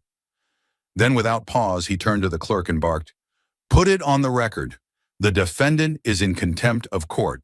He turned back to Jasmine and stared her down like a man trying to crush steel with his eyes. "You are fined $5,000 immediately. If you speak out of turn again, I will double it." Silence swallowed the room. Jasmine didn't move. Her cheeks flushed not from shame, but from the heat of fury buried beneath control. She glanced at the jury. Some looked uncomfortable, others confused. But one thing was clear. Judge Grayson had just made it personal. He didn't want justice. He wanted obedience. And he had just tried to break her in front of a room full of witnesses. What he didn't know, however, was that Jasmine Crockett had been underestimated her entire life. And she had never walked away from a fight where the rules were rigged. The courtroom was silent, but it wasn't peace. It was the kind of silence that trembles with tension just before something snaps. Jasmine stood frozen, her $5,000 fine echoing in her ears, the sting of public humiliation burning like acid down her spine. Around her, the gallery buzzed with suppressed whispers, scribbling pens and exchanged glances. But she didn't flinch. She didn't speak. Slowly, deliberately, she reached into her leather handbag under the table. Her fingers brushed past pens, a legal pad, a pocket constitution, and finally closed around a small black recording device no bigger than a lighter. Her thumb moved with precision. A click, a soft red light. No words, just resolve. The move was invisible to most, but it changed everything. She placed the recorder face down on the table, still running, still listening. It was insurance, protection. Her only witness in a courtroom where the judge had already made it clear that facts didn't matter, only control. Jasmine knew she wasn't just facing a lawsuit. She was facing a carefully staged takedown, a weaponized courtroom where decorum was being used to smother dissent. The fine wasn't about contempt. It was about silencing her before she could speak. Every time she opened her mouth to defend herself, Grayson had cut her down with judicial authority disguised as legal procedure. But now she was collecting receipts, not out of revenge, but survival. If justice wasn't going to defend her, she'd have to build her own armor, one recording at a time. The room had been his kingdom. Every gavel strike, every interruption, every sarcastic remark from the bench had reinforced one message. Jasmine Crockett didn't belong here. But now, in the brutal stillness after his fine and his warning, the floor was finally hers. 5 minutes handed down like a reluctant gift from a man convinced she wouldn't survive even one. Grayson didn't hide his disdain. 5 minutes, he said with a sneer. Use them wisely. If you still remember what law is. A few chuckles from the gallery followed. He smirked and leaned back in his chair, arms folded, daring her to stumble. But Jasmine didn't even blink. She rose with quiet power, eyes locked on the judge. The file in her hand looked no different from any other legal folder, until she opened it like it held ammunition, not paper. "Let's begin," she said flatly, voice ringing sharp and clean across the chamber. "Because I didn't come here to ask for time. I came here to defend truth, and I only need minutes to do that." She stepped forward, each footfall steady, deliberate, controlled. "Your Honor, the First Amendment is not just a line in the Constitution. It's the foundation of every single statement made by every public servant, including me. My words were a policy stance, not a personal attack. And under New York Times v. Sullivan, 376 U.S. 254, 1964, no defamation exists unless actual malice is proven, unless I knowingly lied or acted with reckless disregard for the truth." Her voice didn't waver, and I didn't either. She glanced around the room, then back to the bench. "You already know that. The plaintiff knows that, but the record hasn't heard it until now."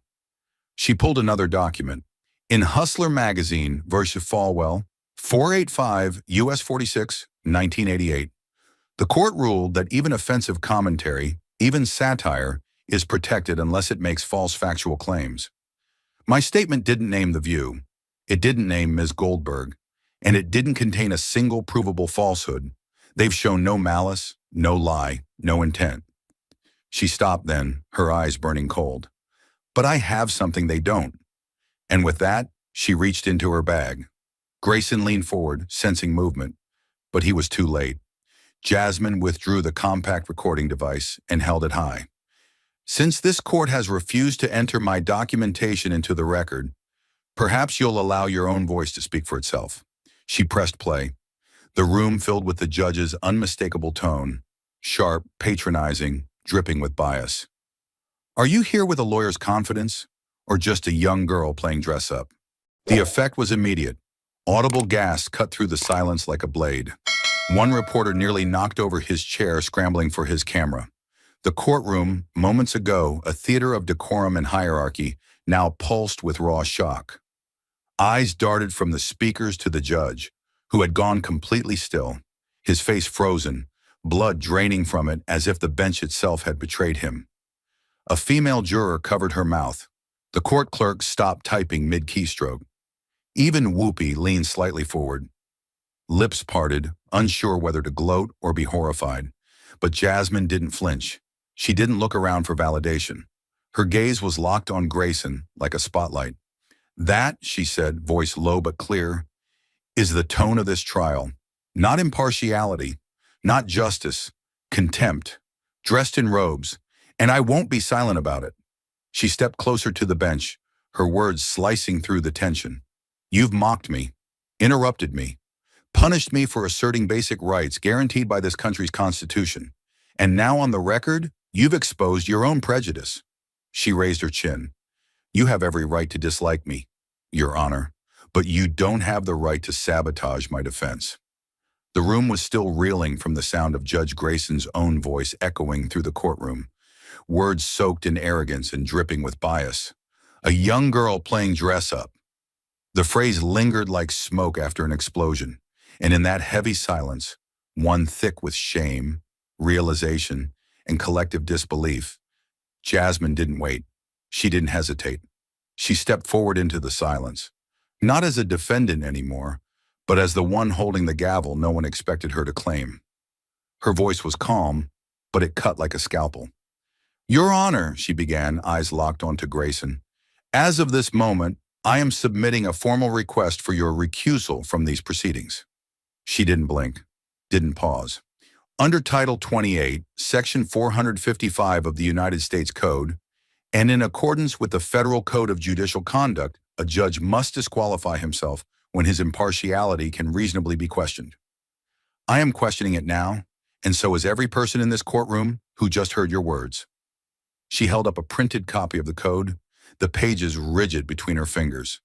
Canon 2, Rule B, a judge shall avoid impropriety and the appearance of impropriety. Sir, what you said on that recording is not just inappropriate, it is prejudicial misconduct. Reporters were frozen mid-note, pens suspended in air. The clerk's hands hovered over the keyboard. A camera light clicked on somewhere in the gallery, but Jasmine didn't even notice. Her voice grew firmer, more precise. Your Honor, you didn't question my arguments. You attacked me. You dismissed my education, my right to self-representation, and my professional integrity not on the basis of law, but because I'm a young woman who dared to defend herself without asking permission. She took one more step forward. This is not about feelings. It is about fairness. And you, the one entrusted to uphold it, just proved you cannot. Judge Grayson tried to speak. His mouth opened slightly, but Jasmine raised her voice just enough to meet him. No, you will not interrupt me again. Her voice didn't shake. It sliced. I have waded through your sarcasm, your fines, your mockery, but I will not sit quietly while a federal judge violates the very oath he swore to uphold. Her hand trembled slightly, not from fear, but from fury held in check. You turned this bench into a pulpit of bias. You crossed a line no robe can justify, and now I am invoking the law, not to ask, but to require that you step down. She lowered the code to the table with the finality of a verdict. Her gaze never wavered. You have compromised the integrity of this trial, and I will not proceed until an impartial judge sits in that chair.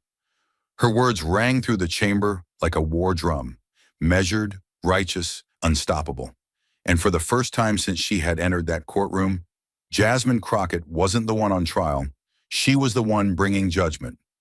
The shockwave didn't wait for recess. It detonated right there, in that very courtroom, the moment Jasmine pressed play, and Judge Grayson's own voice filled the chamber with the sound of his arrogance.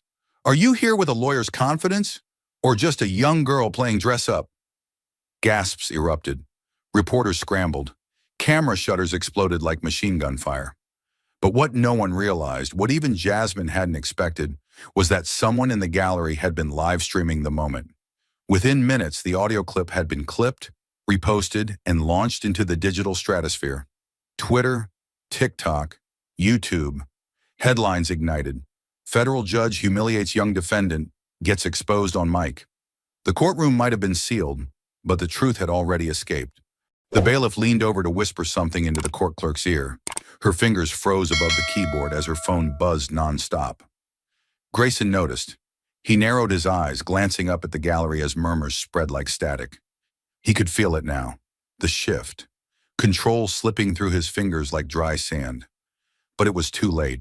Jasmine had already spoken the words that sealed his fate. Your Honor, she said, her voice unwavering, I am submitting a formal motion for your immediate recusal under Title 28, Section 455 of the United States Code. Her eyes locked with his, steady, bold, immovable. Your impartiality has not only been questioned, it's now been publicly proven. The world heard your words. This courtroom heard your words. And justice, Your Honor, demands better. Grayson's face was a portrait of fury trying desperately to mask fear. He opened his mouth, but the sound of notifications pinging across the room drowned him out. From the jury box to the benches behind Jasmine, people were no longer just spectators. They were witnesses to something rare and raw, a system being called out from within. This proceeding, Jasmine continued, louder now to rise above the tension, has been poisoned by bias from the very beginning. You fined me not for disrespect, but for disobedience. You rejected evidence not because it was irrelevant, but because it came from someone you didn't take seriously. You dismissed my rights because I wasn't what you expected to see standing at this table.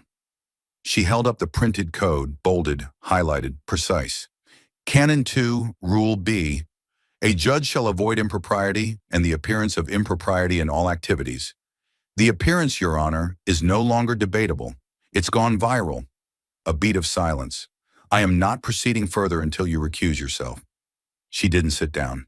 She didn't blink. She simply waited, as the courtroom held its collective breath. And for the first time, Grayson didn't speak. It wasn't his courtroom anymore. Minutes passed. Then a deputy entered through the side door, walked straight to the bench, and placed a sealed envelope into Grayson's hand. He read it, once, then twice, jaw tightening, lips pressed into a pale line. No one could hear the exact words, but they didn't need to. His next action said it all. He stood up slowly, removed his glasses, and faced the room. Effective immediately, he muttered, voice barely audible. I am recusing myself from these proceedings. Murmurs surged like a tidal wave. Another judge will be appointed. He paused, eyes darting toward Jasmine. There was no apology, no acceptance, only the bitter taste of defeat. Then he turned and disappeared through the judge's exit door, leaving nothing but his shadow behind. The courtroom remained frozen until the bailiff's voice cut through. All rise for Judge Margaret Ellis. The doors opened again, and this time, justice walked in. The courtroom had changed, but the stakes had not. Though Judge Grayson was gone, the weight of his bias still lingered like stale smoke in the air. All eyes turned to Judge Margaret Ellis now, an unshakable presence with a reputation for integrity earned the hard way. She adjusted her glasses, glanced briefly at both tables, then gave a single nod that rang louder than a gavel. Ms. Crockett, she said, her voice firm but fair, this court will now hear your evidence, all of it. No smirk, no interruption. Just due process, finally restored. Jasmine stood. There was no hesitation in her movements now. She gathered her documents with the calm precision of someone who had waited too long to be heard and now refused to be silenced. She stepped forward, not with drama, but with absolute authority. Your Honor, I submit into the record the full transcript of my press briefing dated 3 weeks prior, she said, placing a printed copy into the evidence tray. As you'll see, my statement, extremist TV shows do not deserve public funding, was made in the context of a federal policy debate regarding media subsidies. It did not name any program, person, or entity, and it did not target Ms. Goldberg. Her voice was steady as stone. This was government speech on public funding, not personal attack. Judge Ellis nodded once and signaled for her to continue. Jasmine pulled a USB drive from her folder and handed it to the clerk. This is the original audio recording from the press briefing, unedited, time-stamped, and identical to the transcript. Then came the next piece. Here are internal White House communications, emails between staff and press officers confirming the statement was part of a coordinated fiscal policy rollout, drafted before any controversy arose. The courtroom murmured softly, but Jasmine wasn't finished. She turned to the gallery. Your Honor, I also have sworn affidavits from 2 independent journalists who were present during the briefing. She handed the signed, notarized documents to the clerk.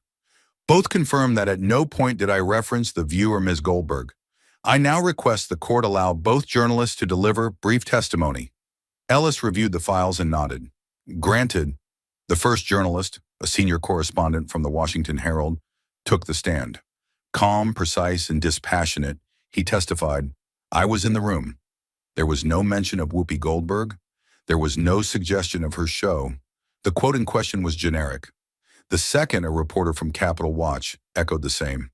Ms. Crockett made a fiscal policy argument, not a personal one. Any link drawn to Ms. Goldberg came after the fact, from external media speculation. When Jasmine returned to the stand for rebuttal, she didn't waste a second.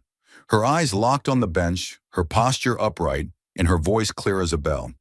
Your Honor, she said, the First Amendment exists precisely to protect the kind of speech I gave that day. Government policy discussion delivered in an official capacity. Under New York Times versus Sullivan, The burden is on the plaintiff to prove actual malice, that I knowingly lied or acted with reckless disregard for the truth. They have done neither. She pulled a thick binder from her folder and laid it on the evidence table. This is 6 months of Nielsen data for The View, she said. It shows declining ratings long before my statement. The dip in revenue they claim was already in motion. My comment didn't cause it. It coincided with it. Correlation is not causation. She turned sharply toward the plaintiff's table, but spoke directly to the bench. This lawsuit is not about reputation. It's about intimidation. It's an attempt to weaponize the courtroom to chill public speech. And if it succeeds, it sets a precedent that any official who voices a controversial opinion can be dragged into court, humiliated, and punished without cause. I will not accept that, and neither should this court. Silence fell like a curtain. Judge Ellis didn't speak right away. She leaned back, reviewed her notes, and finally looked up with a calm, decisive expression. This court finds, she began, that the plaintiff has failed to meet the legal threshold for defamation. There is no evidence of actual malice. The statement in question falls squarely within protected speech under the First Amendment. She paused for just a second. The motion to dismiss is granted. This case is hereby dismissed with prejudice. The courtroom didn't erupt. It inhaled. The silence that followed was heavier than thunder. Then slowly, reporters started scribbling. Fingers tapped phones. Someone near the back whispered, "She did it." But Jasmine didn't flinch, didn't smile. She simply closed her folder with quiet finality, her shoulders steady and her chin lifted. Not in pride, but in principle. But Judge Ellis wasn't done. Additionally, she said, lifting a separate document from her bench, this court will submit a formal ethics complaint to the Federal Judicial Conduct Council regarding the conduct of Judge Edward Grayson during the earlier phase of this proceeding. The courtroom froze again. His remarks, as captured in the record, were not only unprofessional, they raised serious questions about bias, decorum, and his capacity to serve impartially. Another pause. No one, no matter their title, is above the ethical standards of this institution.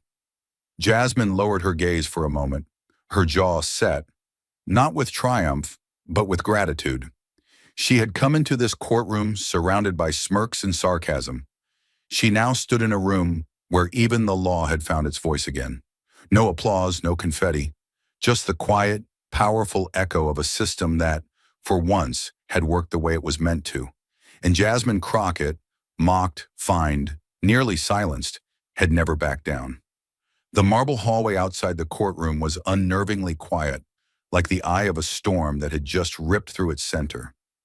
The wooden double doors still swung slightly on their hinges, and the echoes of reporters rushing to file their stories hung like residual static in the air. Jasmine Crockett stood alone beneath a long row of fluorescent ceiling lights. The hem of her blazer straightened, the files in her arm finally closed, but her mind still wide open, running at full throttle. She was walking slowly toward the exit, not to flee, but to finally exhale. She had stood against a courtroom that tried to crush her with authority.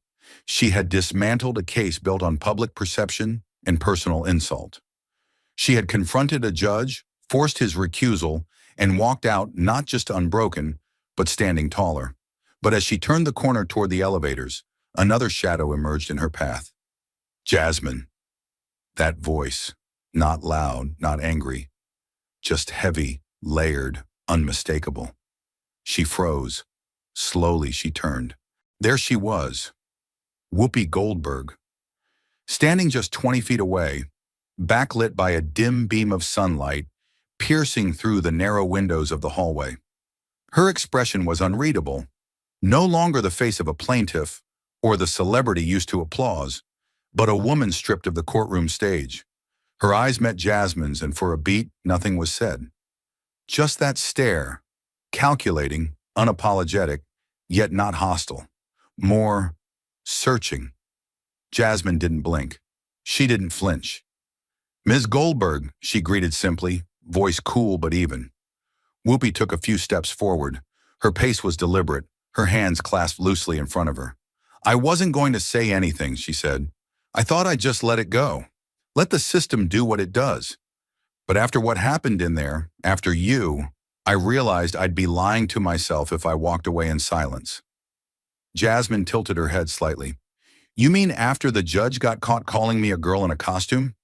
Whoopi's lips curled slightly, not into a smile but a knowing grimace. He was wrong, she said, but that doesn't mean you were right.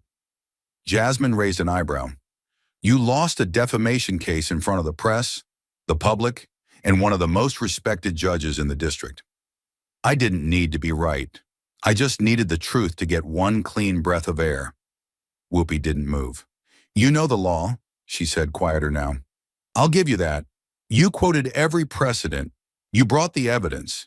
You knocked that judge off his throne with more control than I thought possible. She paused. But knowing law doesn't mean you understand people. Jasmine narrowed her eyes, not in anger, but in scrutiny. An emotion isn't an argument, she replied firmly. The truth doesn't stop being the truth just because it hurts someone's feelings. The law doesn't bend to protect a reputation built on assumption. If it did, we'd all be in court every day for offending someone's Twitter feed. Whoopi stepped closer now. That's the thing, she said. You say this is about truth, but the truth isn't clean. It doesn't sit in a transcript. It doesn't file neatly under Exhibit B. It's messy, it bleeds, and it lands differently on people who've been fighting just to exist for decades. Her voice was rising, not shouting but pressed through gritted teeth. When you say something about extremist TV, you may be speaking policy, but the world hears a target.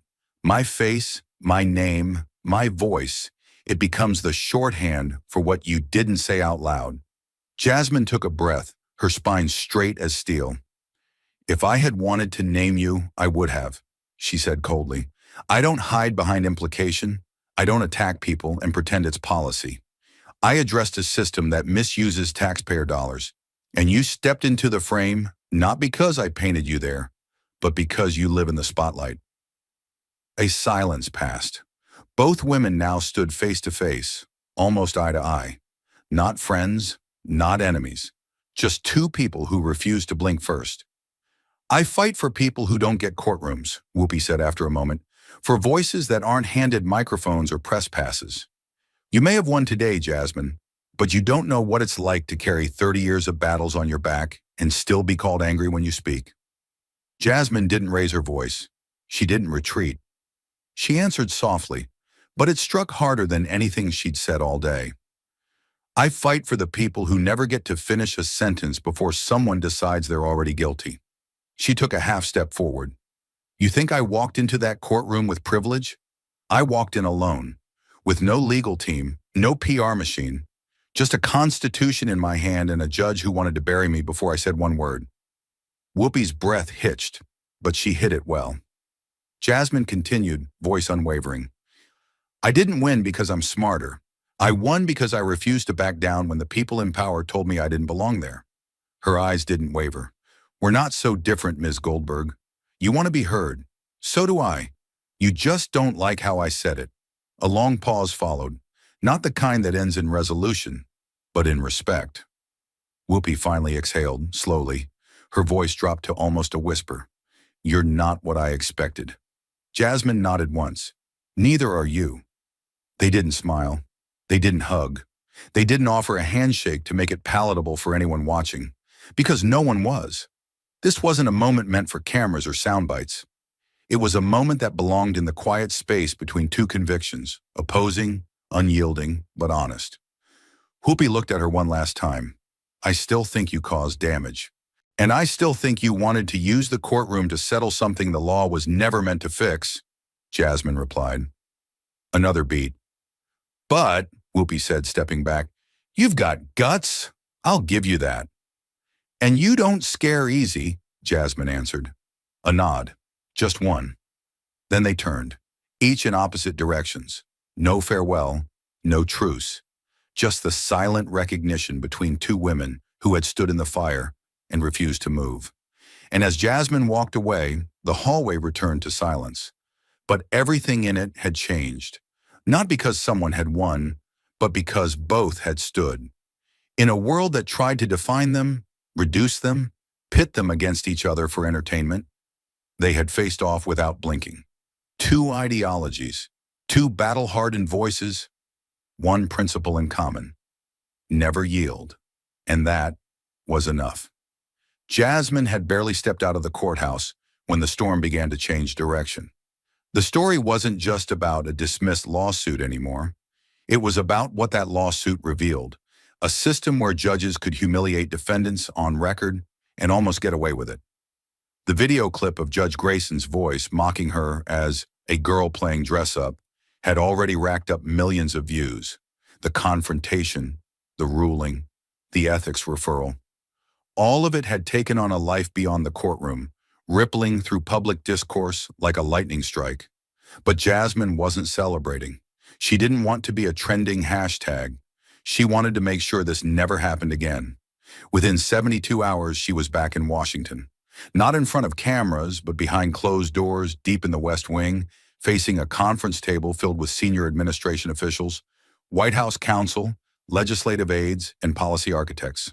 Some were allies. Others were already sharpening their critiques. But Jasmine didn't care. She didn't come to ask for permission.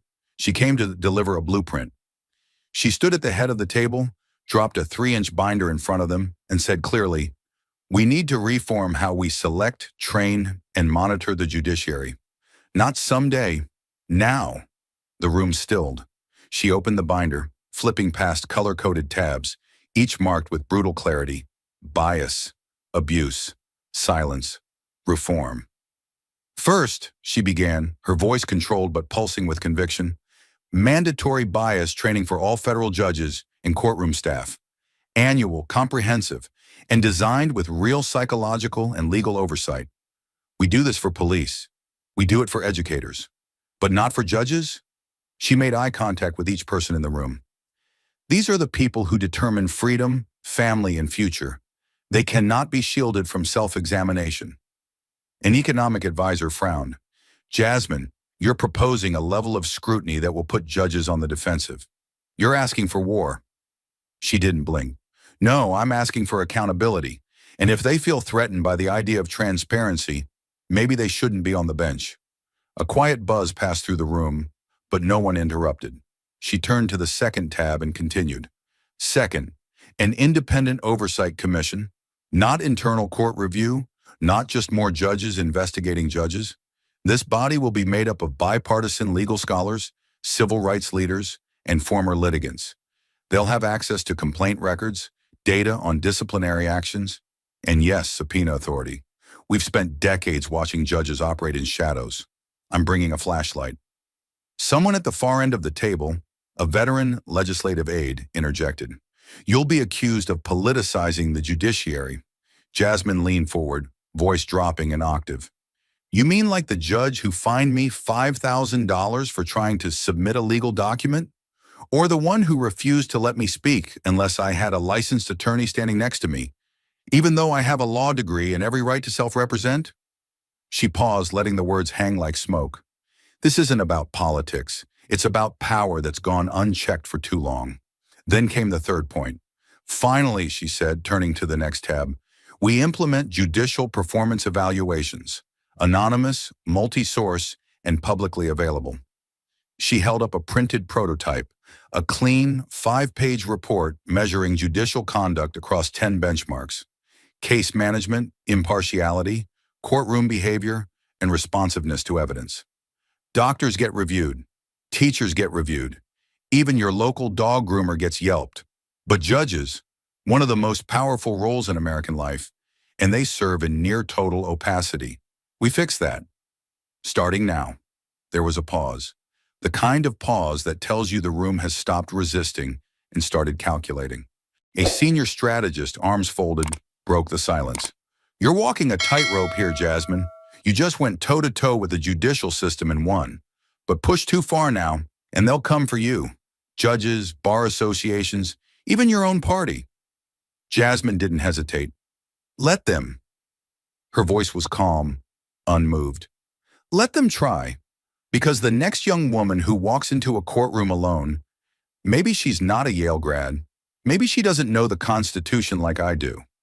Maybe she freezes when a judge mocks her, and she loses everything not because she was wrong, but because she didn't know how to fight back. She looked around the table, her eyes steely. I'm not pushing this reform for me. I already won. I'm doing this for the people who don't even know they're being crushed until it's too late. A few heads nodded slowly. Others glanced at each other, measuring political risk versus public goodwill. But something was shifting, not because Jasmine had yelled the loudest, but because she had bled in the open and still walked in with a plan instead of a grudge. A media advisor spoke up cautiously. If we greenlight this, we'll need to control the message. The press is already painting you as the girl who outmaneuvered the judiciary. You sure you want to lean in harder? Jasmine gave a small, tight smile. This isn't about leaning in. It's about not stepping back. She closed the binder. I'm not asking for a headline. I'm asking for a system that doesn't break people just because it can. And if you're not ready to build that with me, I'll build it anyway. She stood, adjusted her blazer, and walked to the door without waiting for approval. Behind her, the room didn't speak. It calculated, and just outside, reporters waited, microphones ready, not knowing that the next war Jasmine was preparing to fight wouldn't be about defending herself. It would be about dismantling a system that had nearly destroyed her and rebuilding it for everyone else. She didn't expect the next chapter of the battle to unfold under soft lights and a catered lunch. Just days after proposing her judicial reform package to the West Wing, Jasmine found herself at the heart of Washington's most anticipated event, the National Symposium on Judicial Ethics and Integrity. Held in the Grand Hall of the American Bar Association, the room was overflowing with rows of black-robed judges, young clerks still scribbling notes into legal pads, and policymakers whispering beneath the chandeliers. Jasmine had just finished a panel discussion on independent oversight, where she had calmly dismantled the idea that judges should be immune to civilian review. As she stepped down from the stage, nodding politely to the moderator, she sensed the air around her change. Not cold, but suddenly charged. A subtle shift in movement at the back of the room, whispers rising like static. Then from the far doors beneath the gold-plated exit sign, he appeared. Judge Edward Grayson. Jasmine froze. Her eyes locked on the man she thought she would never see in public again. He was wearing a simple gray suit, no robe, no entourage. His gait was slower than she remembered, and his presence less commanding, but somehow heavier. It wasn't the confident strut of a man who held power. It was the walk of someone who had lost it and knew exactly why. Conversations died as he stepped down the center aisle. Even the moderator at the podium paused, mouth slightly agape. I believe we have an unexpected visitor, the host murmured into the microphone. Grayson stopped at the foot of the stage. He didn't ask. He didn't demand. He looked the moderator in the eye and said, "Permission to address the room." The audience stiffened. Jasmine's fingers instinctively gripped the edge of her seat, unsure if this was arrogance or surrender. The moderator hesitated, then stepped aside. Grayson climbed the steps slowly, deliberately. When he reached the podium, he didn't look at the crowd, not at first. He looked down at the wood grain of the lectern, rubbed a finger across its edge like he was steadying himself. Then he looked up. His voice wasn't the booming authority she remembered from that courtroom. It was lower, hoarse, but it carried. "I'm not here because I was invited," he began. "I'm here because I needed to be." You could hear a pin drop. Hundreds of people, all trained to argue, now silent. "I spent 30 years on the bench, 3 decades issuing rulings, lecturing defendants, demanding decorum from attorneys. And then one day a young woman walked into my courtroom, confident, prepared, and alone. She stood where few dared to, and I..." He paused, eyes scanning the stunned audience. "I tried to tear her down, not with facts, not with law, but with tone, with doubt, with bias." He turned his head slightly, just enough to meet Jasmine's eyes across the room. "I didn't attack her argument. I attacked her presence. I mocked her for not having a legal team. I fined her $5,000 not because she disrespected the court, but because I felt disrespected." His throat tightened. "Because she dared to speak the truth in a way I couldn't control." A woman in the second row lowered her notepad. Several federal judges sat perfectly still, their expressions unreadable. Grayson exhaled. "Let me be clear. What I did wasn't a lapse in judgment. It was an abuse of power. Plain and simple. His hands gripped the podium tighter now. I let emotion cloud reason. I let ideology override objectivity. I wore the robe, but I lost the meaning behind it. He swallowed, and for the first time, the air in the room didn't just hold silence. It held reckoning. Some of you may say, I'm here to salvage a reputation. I'm not. That's already gone. I'm here to say the quiet thing out loud. Judges are not infallible, and when we go unchecked, people suffer. His voice hardened, not angry but guttural. We stop listening, we stop seeing, and the people before us, no matter how prepared they are, get bulldozed by ego dressed as justice. A few seats away, Jasmine's heart was racing, not because she wanted revenge, not because she needed this confession, but because she knew the thousands of people watching the live stream, sitting in law schools, courtrooms, or living rooms, needed to hear this more than she ever did. Grayson glanced down, then slowly closed his eyes for a beat. I want to thank the woman I wronged, he said quietly, not because she embarrassed me, not because she fought back, but because she held up a mirror, one I refused to look in for too long. Then he looked up. And I want to say to every judge in this room, especially those who whispered after the footage went viral, those who said, that could have been me. You're right, it could have. It was. Maybe not on camera, but behind closed doors, with a sigh, a smirk, a dismissed objection. We've all worn the robe like armor instead of responsibility. He stepped back from the mic. That's all I came to say. And with that, he turned to leave the stage. No applause, no cameras flashing, just silence, the kind you can feel in your ribs. Jasmine didn't stand. She didn't speak. She just watched as Grayson descended the stairs slowly, the weight of his confession draped over his shoulders like his old black robe, only heavier. He didn't stop at her row. He didn't ask for acknowledgement. He simply walked out through the same doors he had entered, alone. But what he left behind wasn't guilt. It was accountability, real, raw, and finally visible. And in that moment, Jasmine understood something deeper than vindication. Sometimes justice doesn't look like punishment. Sometimes it looks like a man who finally tells the truth, when no one made him. At first it felt like ripples, but within a month it was a tidal shift. Jasmine had barely closed her laptop on the final edits of the proposed federal ethics bill when news broke out of Texas. The State Judicial Oversight Board had approved a new bias accountability curriculum for every judge on the bench, municipal, county, district, and appellate. It wasn't just a workshop, it was binding, recurring, and for the first time in state history, publicly reportable. Jasmine's name wasn't on the memo, but everyone knew why it happened. The press dubbed it the Crockett effect. Then came California. Never one to follow Texas, but this time it did. Sacramento's Judicial Committee voted unanimously to pilot an independent ethics review council, with 3 civilian seats and mandatory quarterly reviews of all disciplinary reports. The announcement went viral after a local reporter tweeted, "One woman challenged the bench, and now the whole nation is watching." But Jasmine didn't pause to celebrate. She understood something the media didn't. Momentum is fragile. If not harnessed, it dissipates.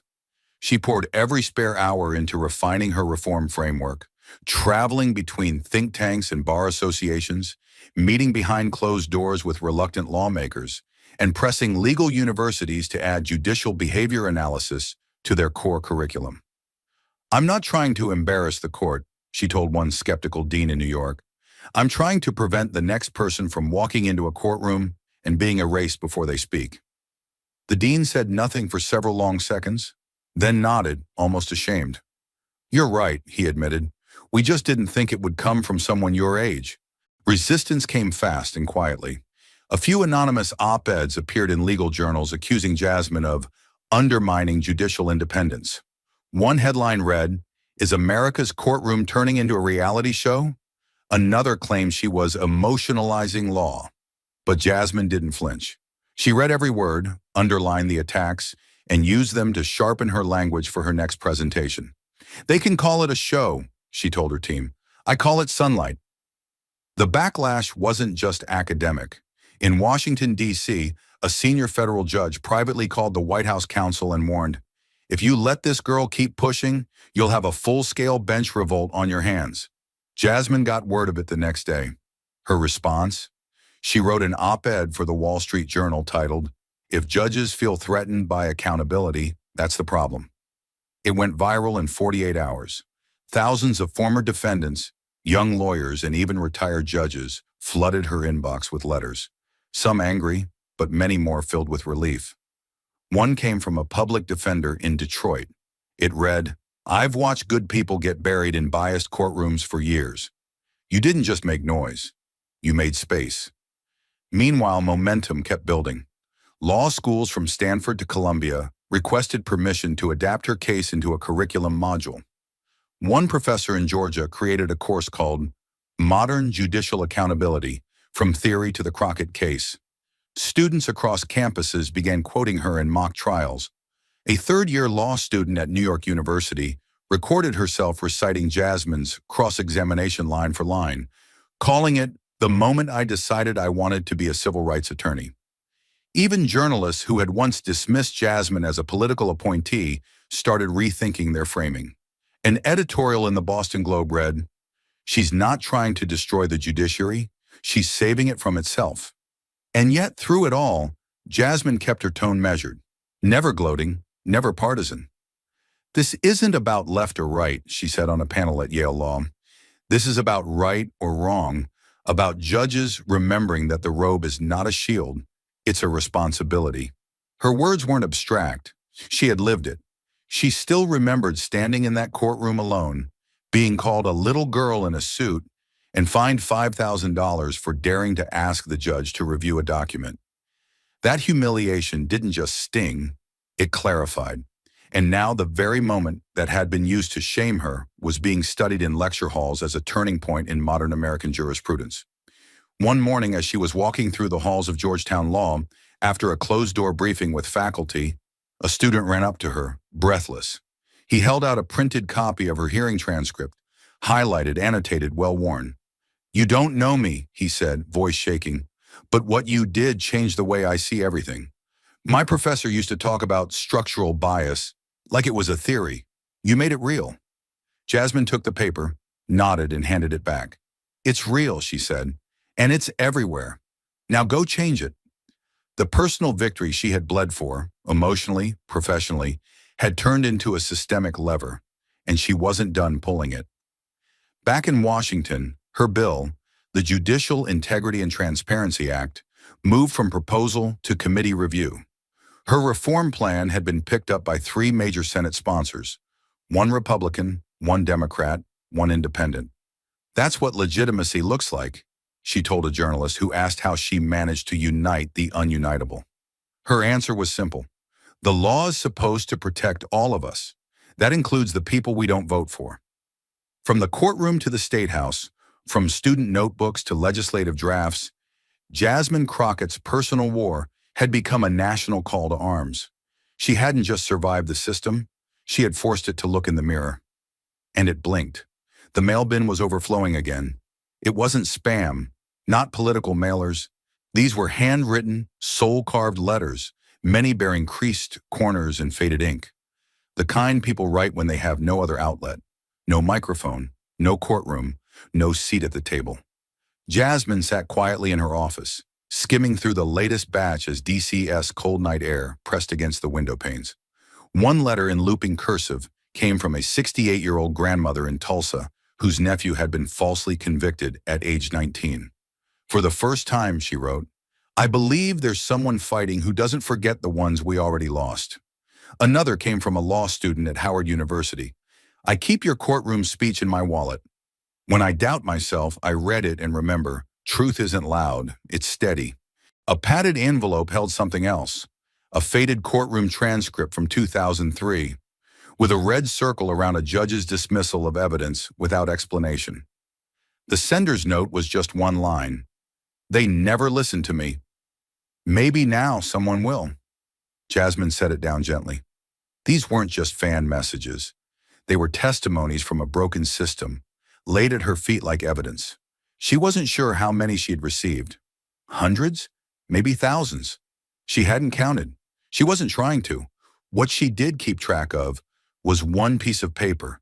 It hung quietly on her office wall, framed in matte black, directly across from her desk where she couldn't help but see it every single morning. The $5,000 contempt fine, issued by Judge Edward Grayson, signed, stamped, final. When guests entered her office, their eyes always landed on it, confused, curious. Some assumed it was a mistake. Others thought it was a private joke. One clerk once asked, "Is that real?" Jasmine just smiled. As real as the bruise it left. But her smile never held bitterness. For her, that fine was no longer a mark of shame. It was a declaration, a badge of war. Not the cost of failure, but the cost of refusal to yield. Every inch of progress she'd made, every policy drafted, every program adopted in Texas or California, every amendment discussed in Congress, had started from that moment of humiliation, when a judge tried to crush her with power and she didn't flinch. "It's not a symbol of punishment," she once told a reporter. "It's proof I was never afraid of being punished for doing the right thing." The room around her had grown darker now, lit only by the glow of city lights blinking through the tall windows of the federal building. Across the Potomac, the Capitol shimmered under the night sky, majestic yet heavy, like a monument to potential still unmet. Jasmine stood from her desk and moved toward the glass, one hand resting on the edge of the window frame. She didn't need noise, or headlines, or another article calling her America's legal insurgent. She just needed quiet clarity, and tonight she had it, because she knew something the world was only just beginning to understand. The real fight had only just begun. The courtroom battle, the humiliation, the bias, the obstruction, the firestorm that followed, was never the climax. It was the ignition point, and now the system was moving, slowly, grudgingly, but it was moving. Judges were enrolling in training they once mocked. State legislatures were drafting bills that hadn't been considered in decades. And people, ordinary people, were daring to believe that accountability didn't have to come from above, but could rise from the ground up, from one voice, one fight, one refusal to sit down. Her phone buzzed once behind her, a message from an intern in Oregon, a photo of a local courtroom bulletin board with her quote pinned beside the Constitution. "I didn't do this to be liked. I did it because it was right." She read it once, then again, letting the words, her own words, sink back into her chest like armor being reforged. Because it wasn't admiration she wanted, it was continuation. She turned back toward the room, her reflection now only partially visible in the window. That was okay. This story didn't need to center her face. It was now about something much larger. Systemic shifts, cultural recalibration, quiet revolutions waged by those with nothing but principle in their pocket and scars on their spirit. Outside, Washington, D.C. pulsed on, the heartbeat of democracy messy and flawed. Inside, Jasmine remained still but steady, a soldier not of politics, but of principle. The fine still hung, the mail still came, the battle still burned, and Jasmine Crockett, no longer just the woman mocked in court, wasn't going anywhere. Because justice doesn't sleep, and neither would she. Not until the system changed. For good. There are stories that entertain, and then there are stories that wake you up. Jasmine's wasn't just a legal drama. It was a quiet rebellion against a system that too often favors age over merit, power over truth, silence over courage. She didn't come from a political dynasty. She didn't have a legal army. All she had was her voice, her conviction, and a mountain of resistance staring down at her from the judge's bench. And yet, she didn't flinch. That's where the real lesson begins. Justice isn't reserved for those who are the loudest, the wealthiest, or the most connected. It belongs to those who are willing to stand alone, in hostile rooms with nothing but the law in one hand and integrity in the other. The courtroom was just the first battlefield. But the war she walked into wasn't just about a defamatory lawsuit or a biased judge. It was about every unseen case like hers across the country. Every defendant silenced. Every young professional mocked for their youth. Every woman told she was too emotional, too ambitious, too loud, or too alone. Jasmine's defiance didn't just restore balance in one case, it cracked open a conversation about who holds power and why. Her pain became precedent, her humiliation became momentum, and the penalty they tried to use to break her, it became her badge of resilience. She didn't win because the odds were in her favor. She won because truth doesn't need permission to stand its ground. But perhaps the deepest message lies not in her victory, but in her restraint. Jasmine didn't use her win to gloat. She didn't weaponize her popularity. Instead, she redirected every ounce of attention into systemic reform for people she may never meet, in courtrooms she'll never see. That's not politics. That's principle. And it reminds us that the real power doesn't come from the gavel. It comes from the people brave enough to hold it accountable. Her journey is a warning to the corrupt, but it's also a blueprint for the just. If you've ever felt ignored, outmatched, or outnumbered, this story is your reminder. One voice can still tip the scale. One woman can still move the system. And one truth, when spoken at the right moment, can still echo louder than a judge's gavel. Thank you for watching until this moment and for standing with us on this journey for justice. Your support means everything. Like, subscribe, and turn on notifications so you never miss what's next. And we'd love to hear your thoughts. Leave a comment below and let us know what moved you most in this story. Together, our voices make a difference.